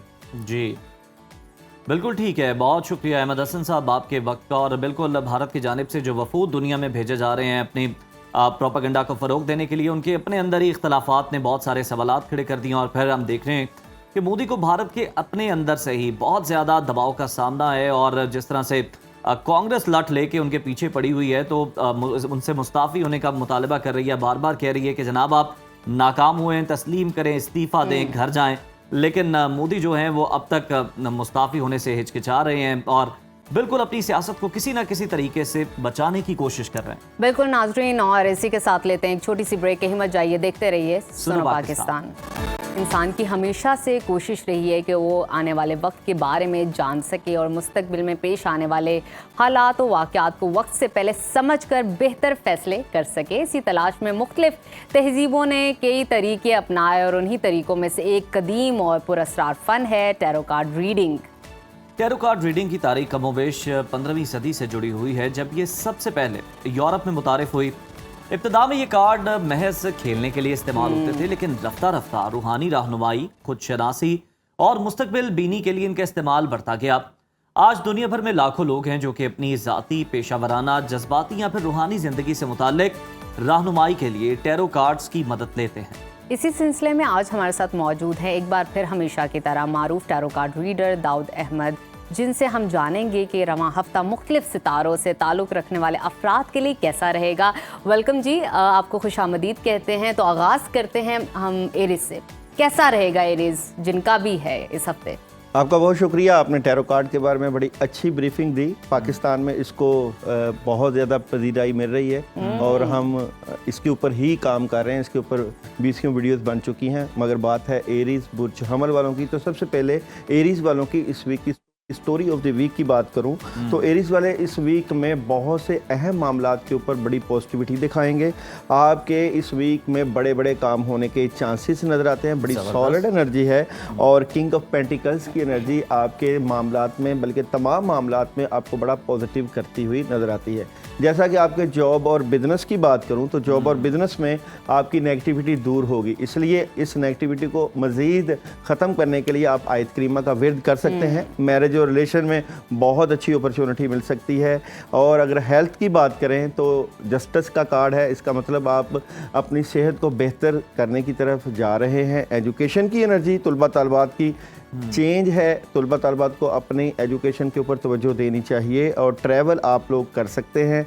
और जनाब इस वीक का मैसेज है आप लोगों के लिए, एरीज वालों के लिए, कि बहुत सी चीज़ें आप ठीक कर सकते हैं, इसलिए वक्त का ज़िया ना कीजिएगा। टॉरस वाले, टॉरस वालों की इस वीक की स्टोरी ऑफ द वीक की बात करें तो टॉरस वाले इस वीक में बहुत ज़बरदस्त एनर्जी के मालिक नज़र आते हैं। द मैजिशियन कार्ड आपकी पावर, स्ट्रेंथ और विल को ज़ाहिर करता है। इस वीक में आपको बहुत ज़्यादा काम करने पड़ सकते हैं, ज़िम्मेदारियाँ बढ़ सकती हैं। Out of city, out of country का प्लान, प्लस आपके वालिदैन, आपके करीबी आपकी मदद करते हुए नज़र आते हैं। अगर मैं बात करूं आप लोगों के जॉब, बिजनेस और कैरियर की, तो बड़ा ज़बरदस्त आपको जॉब, बिजनेस और कैरियर में हेल्प मिलता हुआ नज़र आता है। और मैरिज और रिलेशन में आपको अपने रिलेशन में सुकून महसूस करेंगे। और जनाब अगर हेल्थ की बात करूं, हेल्थ भी ज़बरदस्त है, ट्रैवल आप लोग कर सकते हैं। और पढ़ने के लिए या अल्लाह या रहमान का विर्द बहुत ज़बरदस्त एनर्जी लेकर आएगा। जेमिनी वालों का ये हफ्ता कैसा रहेगा? बुर्ज जोज़ा वालों की इस वीक की स्टोरी ऑफ द वीक की बात करूं तो बुर्ज जोज़ा वाले इस वीक में ओवर थिंकिंग से कुछ बचें और ज़्यादा अपने मामलात के ऊपर ना सोचें। नेगेटिविटी आ सकती है, बट आपकी फैमिली और रिलेशन से मुतल्लिक़ बड़ी पॉजिटिव एनर्जी रहेगी। सैटरडे और संडे बहुत अच्छा और एनर्जेटिक गुजारेंगे इस वीक में आप। और जनाब अगर मैं बात करूं आप लोगों के जॉब, बिज़नेस और कैरियर की, तो जॉब, बिज़नेस और कैरियर में अपॉर्चुनिटीज़ हैं। और मोहब्बत की बात करूं तो मोहब्बत से मुतल्लिक़ बहुत अच्छी पॉजिटिव एनर्जी है, फैमिली को वक्त दीजिएगा। हेल्थ की बात करूं तो हेल्थ भी ज़बरदस्त है आप लोगों की। और जनाब एजुकेशन भी तलबा तलबात की ज़बरदस्त है, ट्रैवल आप लोग कर सकते हैं। और पढ़ने के लिए फ़ाबिय्यी अलाई रब्बिकुमा तुकज़्ज़िबान का विर्द कसरत से बहुत ज़बरदस्त रहेगा आप लोगों के लिए। इनका तो हफ्ता अच्छा है। कैंसर वालों का कैसा गुजरेगा? देखते हैं जी कैंसर वालों की इस वीक की स्टोरी ऑफ द वीक क्या नज़र आती है। तो कैंसर वालों को क्लैरिटी मिल जाएगी इस वीक में। क्लैरिटी का वीक है, किस चीज़ की क्लैरिटी? आप कुछ चेंज चाहते हैं अपने मामला से मुतल्लिक़, अपनी ज़िंदगी से मुतल्लिक़, तो ये चेंजिंग प्लान हो सकता है। और डिसीजन लेंगे आप, कोई 2-3 ऑप्शंस हैं उसमें से डिसीजन लेते हुए नज़र आ रहे हैं। जॉब, बिजनेस और कैरियर ख्वाहिशें पूरा होने का वीक है। अगर आप अपने कैरियर और जॉब में वाइट कपड़ों का इस्तेमाल करेंगे तो और ज़्यादा अच्छी एनर्जी होगी। मोहब्बत की बात करो तो मोहब्बत में व्हील ऑफ फॉर्चून की एनर्जी, इसका मतलब मोहब्बत में भी कामयाबी है। हेल्थ की बात करूँ तो हेल्थ आपकी सही नहीं है, अपनी सेहत का ख्याल करना है। सूरह फातिहा 2 मरतबा और आयतुल कुर्सी 3 मरतबा पानी के ऊपर दम करके पी सकते हैं। एजुकेशन ज़बरदस्त है तलबा तलबात की, ट्रैवल आप ना कीजिएगा। और जनाब पढ़ने के लिए या रहीम या करीम का विर्द बहुत ज़बरदस्त एनर्जी लेकर आएगा। बहुत स्ट्रॉन्ग स्टार लियो का ये हफ्ता कैसा रहेगा? देखते हैं जी लियो बुर्ज असल स्यारा शम्स वालों की क्या एनर्जी है इस वीक में। तो लियो वाले इस वीक में पैगामात ही महसूस करेंगे। काफ़ी चीज़ें, इंट्यूशन, हेल्प, रूहानियत, स्पिरिचुअलिटी, एवरीथिंग बहुत अच्छी हेल्प है आप लोगों की। और यहाँ पे आप लोगों को कुछ अहम मामला से मुतल्लिक़ बड़ी मदद मिल सकती है। जज्बाती नज़र आते हैं, अग्रेसिव नज़र आते हैं। जॉब, बिजनेस और कैरियर, द सन का कार्ड, जो आपके कैरियर से मुतल्लिक़ एनर्जी डाउन थी इस वीक में बेहतर होगी। मोहब्बत में परेशानी हो सकती है, नेगेटिविटी आ सकती है। और जनाब हेल्थ की बात करूँ, हेल्थ बेहतर है आप लोगों की इस वीक में। और एजुकेशन के मामलात में डिस्टर्बेंस है, तलबा तलबात की तालीमी मामलात को बेहतर करना चाहिए। ट्रैवल आप लोग 50-50 है, करना हो तो कर सकते हैं। और पढ़ने के लिए औज़ बिल्लाहि मिनश शैतानिर रजीम का खुला विर्द बहुत ज़बरदस्त एनर्जी लेकर आएगा। विर्गो वालों की इस वीक की स्टोरी ऑफ द वीक की बात करूं तो विर्गो वाले किसी मामले से मुतल्लिक़ इस वीक में डिसहार्ड नज़र आते हैं, परेशानी, हो सकती है, बिलाशुबा परेशानी के मामलात रहेंगे, इसलिए आपको काउंसलिंग लेनी चाहिए, अपने बुज़ुर्गों और बड़ों से मशवरा लेना चाहिए और वो लोग जो आपसे चीटिंग करते हैं उनसे बच के रहना चाहिए। जॉब और बिज़नेस और कैरियर में आप लोग शेयरिंग करें अपने मामला से मुतल्लिका, कोई पार्टनरशिप भी लग सकती है, पार्टनरशिप से मुतल्लिका एहतियात करिएगा कि आपको कोई धोखा ना हो। मोहब्बत की बात करें तो मोहब्बत से मुतल्लिका चीज़ें 50-50 हैं, इतनी अच्छी एनर्जी नहीं है। और जनाब यहाँ पे हेल्थ, पानी का ज़्यादा इस्तेमाल करें और एजुकेशन बहुत ज़बरदस्त है तलबा तलबात की, ट्रैवल आप ना कीजिएगा और पढ़ने के लिए ला हौला वला कुव्वता इल्ला बिल्लाह का वेट ज़बरदस्त रहेगा। लिब्रा वालों की इस वीक की स्टोरी ऑफ द वीक की बात करूं तो लिब्रा वाले इस वीक में कुछ नया करना चाहते हैं, लेकिन वेट कीजिएगा, थोड़ा सा इंतज़ार कीजिएगा क्योंकि अभी मामलात में कुछ डिले है और पूरी तहकीक करके काम कीजिएगा, खासकर माली मामला से मुतल्लिका एहतियात ज़रूर रखिएगा।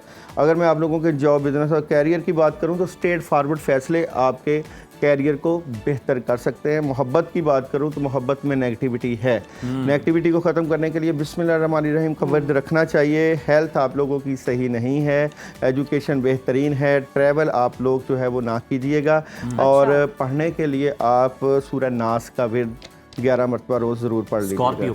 स्कॉर्पियो वालों की इस वीक की स्टोरी ऑफ द वीक की बात करूं तो स्कॉर्पियो वाले बिगिनिंग में कुछ कंफ्यूज, प्रेशर में और डिस्टर्ब नज़र आते हैं, लेकिन फिर आप बेहतर हो जाएंगे, मामलात को कंट्रोल कर लेंगे और काफ़ी चीज़ें आपके हक में हो जाएंगी और एंड ऑफ द वीक तो बहुत ही एनर्जेटिक और ज़बरदस्त रहेगा। जॉब, बिजनेस और कैरियर में ऑप्शंस हैं, नया काम मिलेगा। और मोहब्बत की बात करूं तो मोहब्बत में अपनी बातें अपने तक रखेंगे तो फ़ायदा होगा।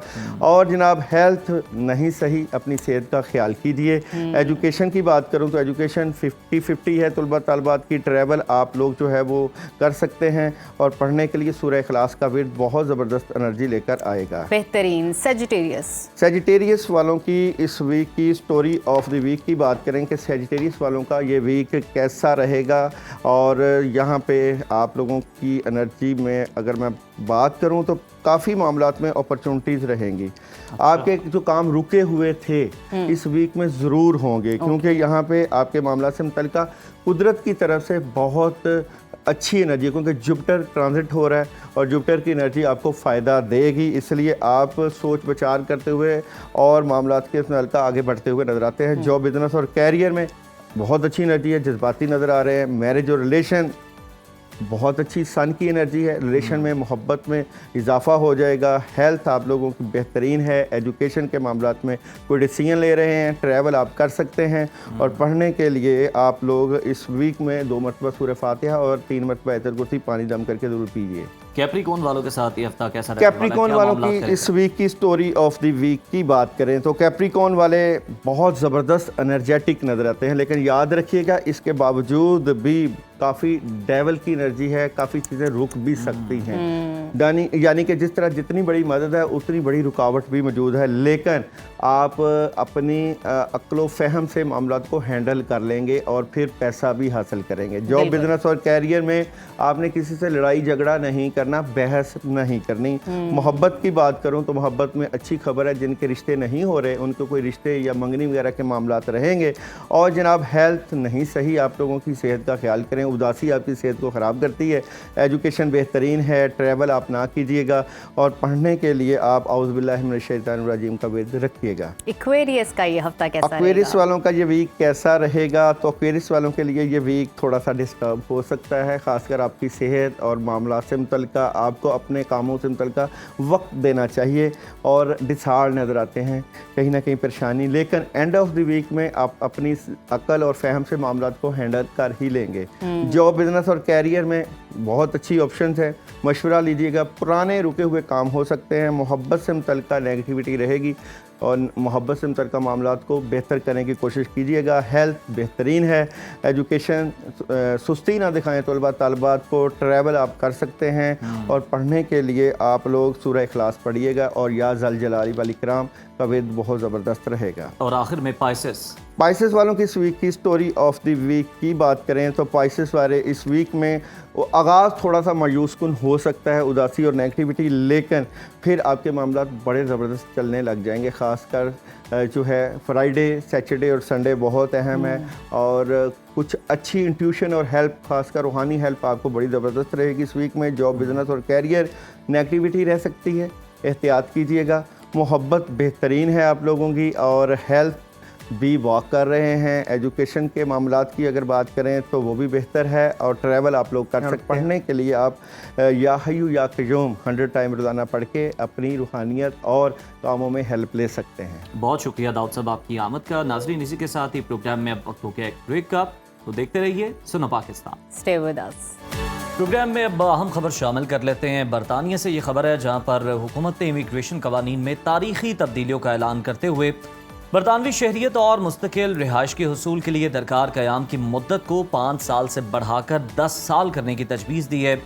इन तब्दीलियों को बरतानिया में नेट माइग्रेशन को महदूद करने और स्ट्रिक्ट इमिग्रेशन पॉलिसी के तनाजुर में देखा जा रहा है। बरतानवी हुकूमत की जानिब से पेश करदा वाइट पेपर में मजीद सख्त इकदाम भी तजवीज़ किए गए हैं, जिनमें ओवरसीज़ केयर वर्कर की भर्ती पर हमलावार पाबंदी और वीज़ा स्पॉन्सर पर मजीद शराइत शामिल है। माहिरीन का कहना है कि इन इकदाम में बरतानिया में मौजूद लाखों गैर मुल्की बाशिंदे बाशमूल पाकिस्तानी नजात कम्यूनिटी बराह रास्त मुतासर होंगे, और ख़ास तौर पर सेहत, तालीम और सोशल केयर जैसे शोबे शदीद दबाव में आ सकते हैं। इसी अहम खबर की तफसीलात जान लेते हैं, और इसके मुमकिन असरात पर बात करने के लिए मैं ज्वाइन कर रहे हैं यूके से हमारे नुमाइंदे सैयद मुश्तबा अली शाह। Mushtaba, welcome to Suno Pakistan. इस खबर की डिटेल से हमें सबसे पहले तो आप आगाह करते हैं, बरतानवी हुकूमत ने इमिग्रेशन के हवाले से मजीद कौन से नए इक़दाम लेने का फैसला किया है, क्या तजावीज़ हैं और कितने चांसेस हैं कि इनको अपना लिया जाए, इनको अडॉप्ट कर लिया जाए? जी बिल्कुल, जो बरतानिया जो इमिग्रेशन कंट्रोल करने के लिए जो यहाँ जो इस वक्त की मौजूदा हुकूमत है उसने एक बड़ा फैसला किया है, जिसमें जो सबसे बड़ी तब्दीली है, जो शरीयत का जो कानून होता था वो 5 साल होता था। अगर किसी शख्स ने यहाँ पर शरीयत लेनी है और उसके बाद वो ब्रिटिश पासपोर्ट के लिए अप्लाई करता, उससे पहले 5 साल उसको यहाँ पर क़याम करना ज़रूरी होता था। लेकिन अभी उन्होंने इस क़याम को बढ़ा के 5 साल से 10 साल कर दिया। अगर कोई बंदा या जो भी शख्स है किसी भी मुल्क का रहने वाला, उसके अगर 4 साल भी हो चुके हैं या 4.5 साल का अरसा भी हो चुका है, तो वो इस कानून के मुताबिक अगले 5.5 साल या 5 साल उसको मजीद इंतज़ार करना पड़ेगा। उसे 10 साल कंप्लीट करने होंगे ताकि वो इससे जो बरतानिया के नए कानून की एक रिक्वायरमेंट है उसको पूरा कर सके। इसकी आप वजूहात, बुनियादी वजूहात क्या देखते हैं, और हुकूमत का मौक़िफ़ क्या है इस हवाले से? हुकूमत का कहना है कि चूँकि बरतानिया में इमिग्रेशन बहुत ज़्यादा बढ़ गई थी, बहुत ज़्यादा लोगों ने बरतानिया का रुख कर लिया, बहुत ज़्यादा स्टूडेंट्स ऐसे आ चुके हैं जो बरतानिया में डिफरेंट तरीके से वहाँ पर रहते हैं, उनकी वजह से मसाइल थे। इसके साथ साथ जो मुख्तलिफ ममालिक के जो लोग हैं वो यहाँ पर आके असाइलम क्लेम कर लेते हैं, जिसकी वजह से ये जो सबका कानून था सबके लागू होता था। लेकिन अब चूँकि बरतानिया ने जब अपने मुल्क के अंदर इमिग्रेशन का बहुत ज़्यादा तादाद में लोगों का रुझान देखा, जो जहाँ पर देखा कि लोग बहुत ज़्यादा तादाद में बरतानिया में आ रहे हैं, जिसकी वजह से वहाँ के जो लोकल लोग हैं, जो ब्रिटिश हैं, जो वहाँ के रहने वाले जो लोग हैं, जो बरतानिया की शहरी हैं, उनकी ज़िंदगियों पे असर पड़ रहा था। तो उन्होंने एक नया कानून मुतारफ़ करवा लिया। उसमें ये बहुत एक लंबा अरसा उन्होंने जो अनाउंस किया, जिसकी वजह से बरतानिया की हुकूमत का ख्याल है कि उसकी वजह से जो इमिग्रेशन है उसमें काफ़ी हद तक कमी आएगी। बिल्कुल मुश्तबा, अब माइग्रेशन को रोकने के लिए ये कदम उठाया गया है। ज़रा हमें ये बताइएगा, जिस तरह से आप पहले सवाल के जवाब में बता रहे थे कि जो लोग पहले से वेटिंग लिस्ट में थे, यानी जिन्हें 4-4.5 साल हो चुके थे, वो इंतज़ार कर रहे थे कि मज़ीद अरसा गुजरेगा, 5 साल मुकम्मल होंगे, वो अप्लाई कर सकते हैं, लेकिन अब उनके लिए भी मुश्किल पैदा हो गई है। तो ये किस तरह से तयन किया गया कि जो आज की तारीख़ है, नए आने वालों के लिए इस कानून को नाफिज किया जाए, या इस बारे में गवर्नमेंट कोई सोच विचार कर रही है, या इस पर कोई डिस्कशन हो रही है कि जिनको 4 या 4.5 साल मुकम्मल हो चुके हैं, जो पहले से ही वेटिंग लिस्ट में हैं, उनको इंटरटेन किया जाए, उनको 5 साल के बाद शहरियत दे दी जाए, और जो नए लोग हैं उनका इतलाक हम बाद में करें?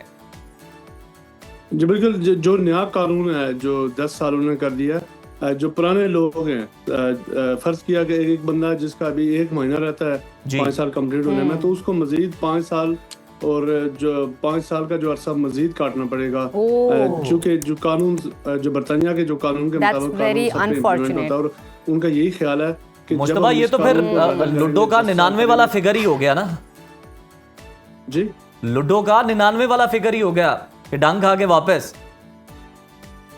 जी जी बिल्कुल, उसमें यही होगा कि 10 साल उसको यहाँ पे क़याम करना पड़ेगा ताकि वो बरतानिया के कवानीन से, बरतानिया की मैशत से, बरतानिया के जो निज़ाम है उससे ज़्यादा उसको वाकफियत मिल सके, उसको पता हो कि 10 साल के अंदर वो बहुत ज़्यादा चीज़ें सीख चुका होगा, इसलिए उन्होंने 10 साल का क़याम कर लिया। लेकिन जो पिछले जो 5 साल के अरसे में जो लोग जिनका एक प्रोसेस चल रहा था वो भी इसी कानून के तहत वो मज़ीद उनको टाइम गुजारना पड़ेगा। ये तो बहुत ही मुझे लगता है अनफॉर्चुनेट सीन हो गया। Mujtaba, thank you so much, आपने इस हवाले से हमारे साथ डिस्कशन की और हकाइक से आगाह किया हमें। नाजरीन, अभी लेते हैं छोटी सी ब्रेक, कहीं मत जाइए, देखते रहिए सुनो पाकिस्तान। नाजरीन, बांझपन एक ऐसा मसला है जो दुनिया भर में लाखों शादीशुदा जोड़ों को ज़हनी, जज्बाती और माशरती तौर पर मुतासर करता है। आलमी इदारा सेहत WHO के मुताबिक दुनिया भर में हर 6 में से एक जोड़ा बांझपन का शिकार है, यानी दुनिया में तकरीबन 17.5% अफराद ऐसे हैं जो फितरी तरीके से वालिदैन नहीं बन सकते। ऐसे जोड़ों के लिए जदीद मेडिकल साइंस ने उम्मीद की किरण रोशन की है, जिसे IVF कहते हैं, यानी कि इन विट्रो फर्टिलाइजेशन, जिसको फुल फॉर्म में कहा जाता है। ये तरीका इलाज अब सिर्फ एक मेडिकल ऑप्शन नहीं बल्कि दुनिया भर में लाखों जोड़ों के लिए खुशी, मुकम्मल ख़ानदान, नई ज़िंदगी की इलामत बन चुका है।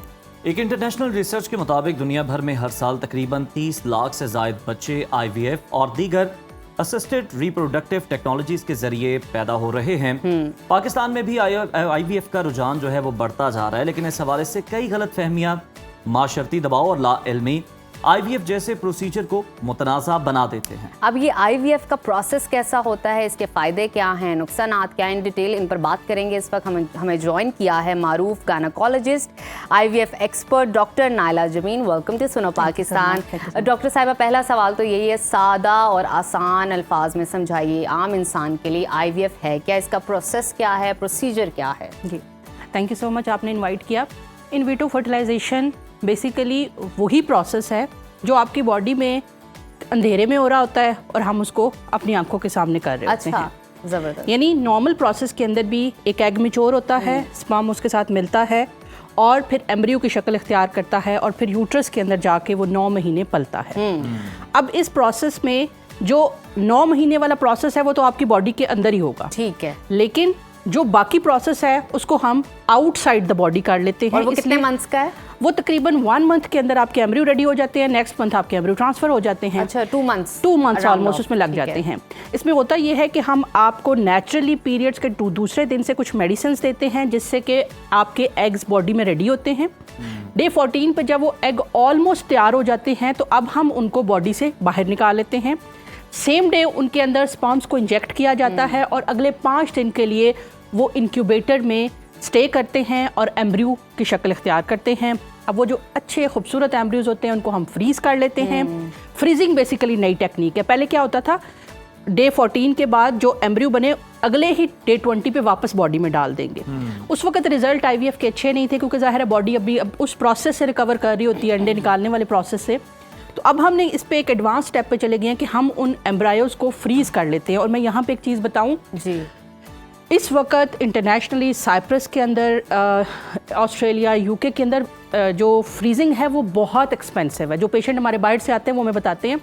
पाकिस्तान में हम ये चीज़ कर रहे हैं कि हम IVF के प्रोसेस में जो फ्रीजिंग होती है उसकी कोई कॉस्ट पेशेंट को नहीं करते। जितना हमारा एक्सपेंस होता है हम उसी एक्सपेंस के ऊपर पेशेंट को वो कर रहे होते हैं क्योंकि इससे हमारी सक्सेस रेट बहुत ऊपर चला जाता है।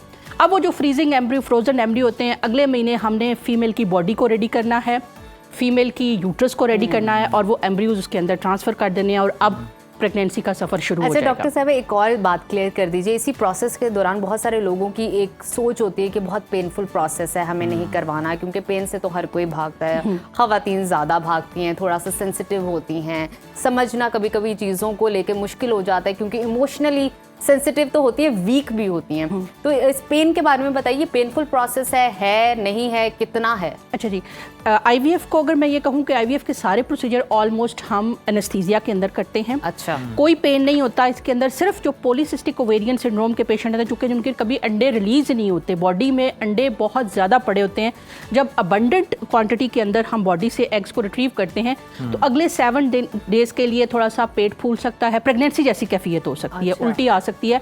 7 डेज बाद दे आर परफेक्ट। लेकिन अगर हम आईवीएफ को पेन से रिलेट करें तो इसमें ज़्यादातर पेन फील पेशेंट करता है इमोशनल पेन, क्योंकि वो एक ऐसे प्रोसेस से गुजर रहा होता है जिसके लिए वो समझ रहा होता है कि अब मैं एक बहुत आगे आ गया हूँ तो मेरे लिए पता नहीं क्या होगा। उस पेन को पेशेंट उसके साथ एसोसिएट करते हैं, और जो पेन आपके ब्रेन और हार्ट के अंदर होता है वो ज़्यादा डेबिलिटेटिंग होता है एज कम्पेयर टू। ये बताएं कि आईवीएफ किन अफराद या जोड़ों के लिए तजवीज़ किया जाता है? हर कोई करवा सकता है? हर बांझ जोड़ा आईवीएफ करवा सकता है? ये क्लियर कीजिए। अच्छा जी, इस वक्त जो हम फॉलो करते हैं guideline American association of reproductive medicine, European association of reproductive medicine, वो बांझपन कहते हैं सिर्फ उन जोड़ों को जो 1 साल तक शादी के बाद इकट्ठे रहे, उसके बाद उन्होंने नेचुरली कंसीव नहीं किया। यानी कि 1 साल आप इकट्ठे रहें तो आपको कंसीव कर जाना चाहिए। अगर आप नहीं कर रहे तो इसका मतलब है कोई प्रॉब्लम है। Ideally you should go to fertility consultant, जो कि आपको देखे कि सारे पैरामीटर्स ठीक हैं, तो अब वो फर्टिलिटी कंसल्टेंट डिसाइड करेगा कि right now you should go for IVF. लेकिन जैसा कि मैंने आपको बताया कि हमारे यहाँ पेशेंट्स जो हैं वो शादी कर रहे हैं 35 साल की उम्र में, तो 35 साल का एक कपल जो है वो अगले 10 साल वेट नहीं कर सकते। कोई फीमेल की egg quality, egg number down चला जाएगा। तो जब आप किसी फर्टिलिटी कंसल्टेंट के पास जाएंगे तो वो आपको राइट अवे डिसाइड करवाएगा आपके कुछ टेस्ट की बेसिस पे कि अब आप करवा लें या अभी आप वेट करें। लेकिन कुछ ऐसी इंडिकेशन है जैसे कि हस्बैंड के स्पर्म्स इस क्वांटिटी में होना कि नेचुरल हो ही नहीं सकता, चाहे आप अगले 3 साल और ट्राई करें, वहाँ पे आपको वो कह देंगे जी आप स्ट्रेट फिर आईवीएफ की तरफ जाएं। फीमेल के अंदर एएमएच बहुत डाउन चले जाना या ट्यूब्स का बंद हो जाना, ये वो कुछ ऐसी सिचुएशंस हैं जो अगर आपको इवन साल से पहले भी पता लग गई हैं तो आप स्ट्रेट अवे आईवीएफ की तरफ जा सकते हैं। लेकिन ये फिर मैं ये बात करती हूँ, ये डिसीजन आपने अपने फर्टिलिटी कंसल्टेंट के साथ मिलकर लेना है। Be open with them, be optimistic as well as realistic. हमारे पास पेशेंट आते हैं, हाँ जी, हमारे पास पेशेंट आते हैं, वो कहते हैं कि ना कोई नहीं, हमारे फलां जानने वाले थे, उनका 12 साल बाद हो गया। तो आई टेल देम कि ये 100 में से 1% लोगों के साथ होता है। क्या आप इस 1% के ऊपर ज़िंदगी गुजारना चाहेंगे? हम जिंदगी का सबसे इम्पोर्टेंट फैसला, एक घर बनता है बच्चों के साथ, आप उसके लिए उस 1% पर रिलाई कर रहे हैं कि हो सकता है 1% केसेस में, लेकिन आईवीएफ आपको वही सक्सेस टाइमली अगर आप कराते हैं तो 70 to 80% तक दे रहे हैं। बताइएगा कि बहुत से पेशेंट्स इस तरह से हैं, जोड़े इस तरह के हैं जिनके बहुत सारे मिसकैरेजेस भी हो चुके हैं, उनके लिए आप क्या सजेस्ट करेंगी? उनके लिए ये कितना रेकमेंडेड है? उन्हें कब ये करवा लेना चाहिए? आईवीएफ में जो है वो मिसकैरेजेस में बड़ा, आईवीएफ का मिसकैरेजेस में बहुत कम रोल है। इसमें ये है कि मिसकैरेज की जो जिन वजूहात में जेनेटिक प्रॉब्लम्स आ जाती हैं उनमें आईवीएफ, इक्सी और पीजीएस तो हेल्प कर सकते हैं। लेकिन फॉर एग्जांपल यूट्रस में कोई फाइब्रॉइड है, अगर एम्ब्रियो बना के आप फाइब्रॉइड वाली यूट्रस में रखेंगे तो वो तो वैसे भी मिसकैरेज हो जाएगा। यूट्रस जो कमज़ोर है और आप उसको, तो इसलिए miscarriage is not indication of IVF. सिर्फ उसकी तकरीबन 10 to 12 केसेस ऐसे होते हैं, जो परसेंटेज ऐसे होती है। जैसे फॉर एग्जांपल पेशेंट में एक चीज़ मैं हाईलाइट करूँगी आपके फोरम से, कि पेशेंट जब मिसकैरेज होता है तो उसके बाद डीएनसी की तरफ जाते हैं। जब वो डीएनसी करवाते हैं और खासकर किसी अच्छे सेटअप से नहीं कराते तो उससे क्या होता है, यूट्रस का इन्फेक्शन होता है और ट्यूबें बंद हो जाती हैं। अब natural process of fertility stop हो गया। वो केसेस तो आईवीएफ की तरफ जाएंगे। यानी पहले अच्छा डॉक्टर साहब, डीएनसी को थोड़ा सा एलैबोरेट कीजिए। साथ ही साथ ये मिसकंसेप्शन, एक तो पेन वाला मिसकंसेप्शन होता है, दूसरा ये होता है कि फाइनेंशियली हम इतने स्टेबल नहीं है और टेस्ट बहुत ज़्यादा एक्सपेंसिव होंगे, आईवीएफ बहुत महंगा है, कैसे मैनेज करेंगे? एक प्रोसेस है जी, बिल्कुल 9 माह का अलग है, उससे पहले जो आपने प्रोसेस 2 से 3 माह का कराना है वो अलग है। इसको भी ज़रा मेंशन कीजिए, अमाउंट किस तरह मैनेज हो जाती है एक नॉर्मल एवरेज इंसान के लिए? अच्छा, इसमें यह है कि जैसे फॉर एग्जांपल हम एक आपको सादी ज़ुबान में बात बताती हूँ कि जैसे अब हम जाते हैं फीमेल ख़ास तौर पे, अगर आप किसी अच्छी कंपनी का ड्रेस ले लेते हैं तो वो आपका 6 साल तक चल जाता है। ठीक है। एज़ कम्पेयर टू सस्ता लेते हैं, 2-3 दफ़ा करते हैं, वॉश करते हैं, वो ख़त्म हो जाता है। बिल्कुल। मैं पेशेंट को हमेशा ये बात बताती हूँ, आप पिछले 6 साल से जो इनफर्टिलिटी पे पैसे ज़ाया कर रहे हैं, अगर आप उनको कलेक्टिवली गिने तो वो आईवीएफ से ज़्यादा हैं। क्यों? क्योंकि आप कभी कहीं जा रहे हैं, मेडिसिन ले रहे हैं, ये तो सबसे पहली बात है राइट प्लेस पे आएँ, इनफर्टिलिटी कंसल्टेंट के पास आएँ। दूसरी बात है, जब आपका डिसाइड हो गया कि आईवीएफ करवाना है तो आईवीएफ नहीं, आपने इक्सी पे जाना है कि वो आईवीएफ की एडवांस फॉर्म है। दूसरी चीज़ ये कि आपने फ्रीजिंग की तरफ जाना है। अब इसमें जो कॉस्ट है वो मैंने वही बताया कि इक्सी की आईवीएफ की कॉस्ट सेम है, हम फ्रीजिंग की कॉस्ट नहीं लेते, वो सिर्फ कॉस्ट टू कॉस्ट होता है। IVF अगर उन लोगों को एक्सपेंसिव पड़ता है जो तकरीबन 8-9 साल इतने पैसे खर्च कर चुके होते हैं कि आप वो मायूस हो जाते, कहते हैं पहले तो और जो कुछ मुझे नहीं आपकी हुआ। बातों से समझ आ रही है वो ये कि आप सेविंग करें इस प्रोसेस से पहले और उसके बाद एक माइंडसेट क्रिएट करके अच्छे डॉक्टर के पास जाएं जहां पे आप पैसे लगाएं क्योंकि ये काम इंपॉर्टेंट है। इसके लिए अगर आप पैसे लगाएंगे भी तो आपके रायगा ऑब्वियसली नहीं। मैंने पेशेंट को देखा है इतना बड़ा पलंदा पकड़ा, तो इनफर्टिलिटी की तो जो टेस्ट हैं वो तकरीबन कुछ 4 टेस्ट फीमेल के हैं और 1 टेस्ट मेल का है। पेशेंट ने इतना कुछ CBC, हेपेटाइटिस बी, सी, पता नहीं क्या क्या कराया होता है। सिर्फ ट्यूब्स को देखना है आपने AMH अपने अंडों को देखना है, आपने अपने यूट्रस का स्कैन करना है। इस वक्त जो IVF जो है वो तकरीबन मुख्तलिफ पाकिस्तानी सेंटर्स के अंदर जो अच्छे सेंटर्स हैं वो तकरीबन 1 मिलियन 10 लाख तक, और जो जिनके रिजल्ट्स हैं जिनके रिजल्ट अच्छे हैं, क्योंकि इसके अंदर भी बिल्कुल ऐसा है कि डिस्पोजेबल और मीडिया इंडिया, चाइना और उसका है। अगर आप अच्छा मीडिया यूज़ करेंगे, अच्छा डिस्पोजेबल यूज़ करेंगे, क्योंकि इसमें हाथ का काम नहीं है, इसके अंदर स्किल से ज़्यादा डिस्पोजेबल का काम है। अगर आप अच्छा सोर्स यूज़ कर रहे हैं तो यू विल मीट दैट 70-80%।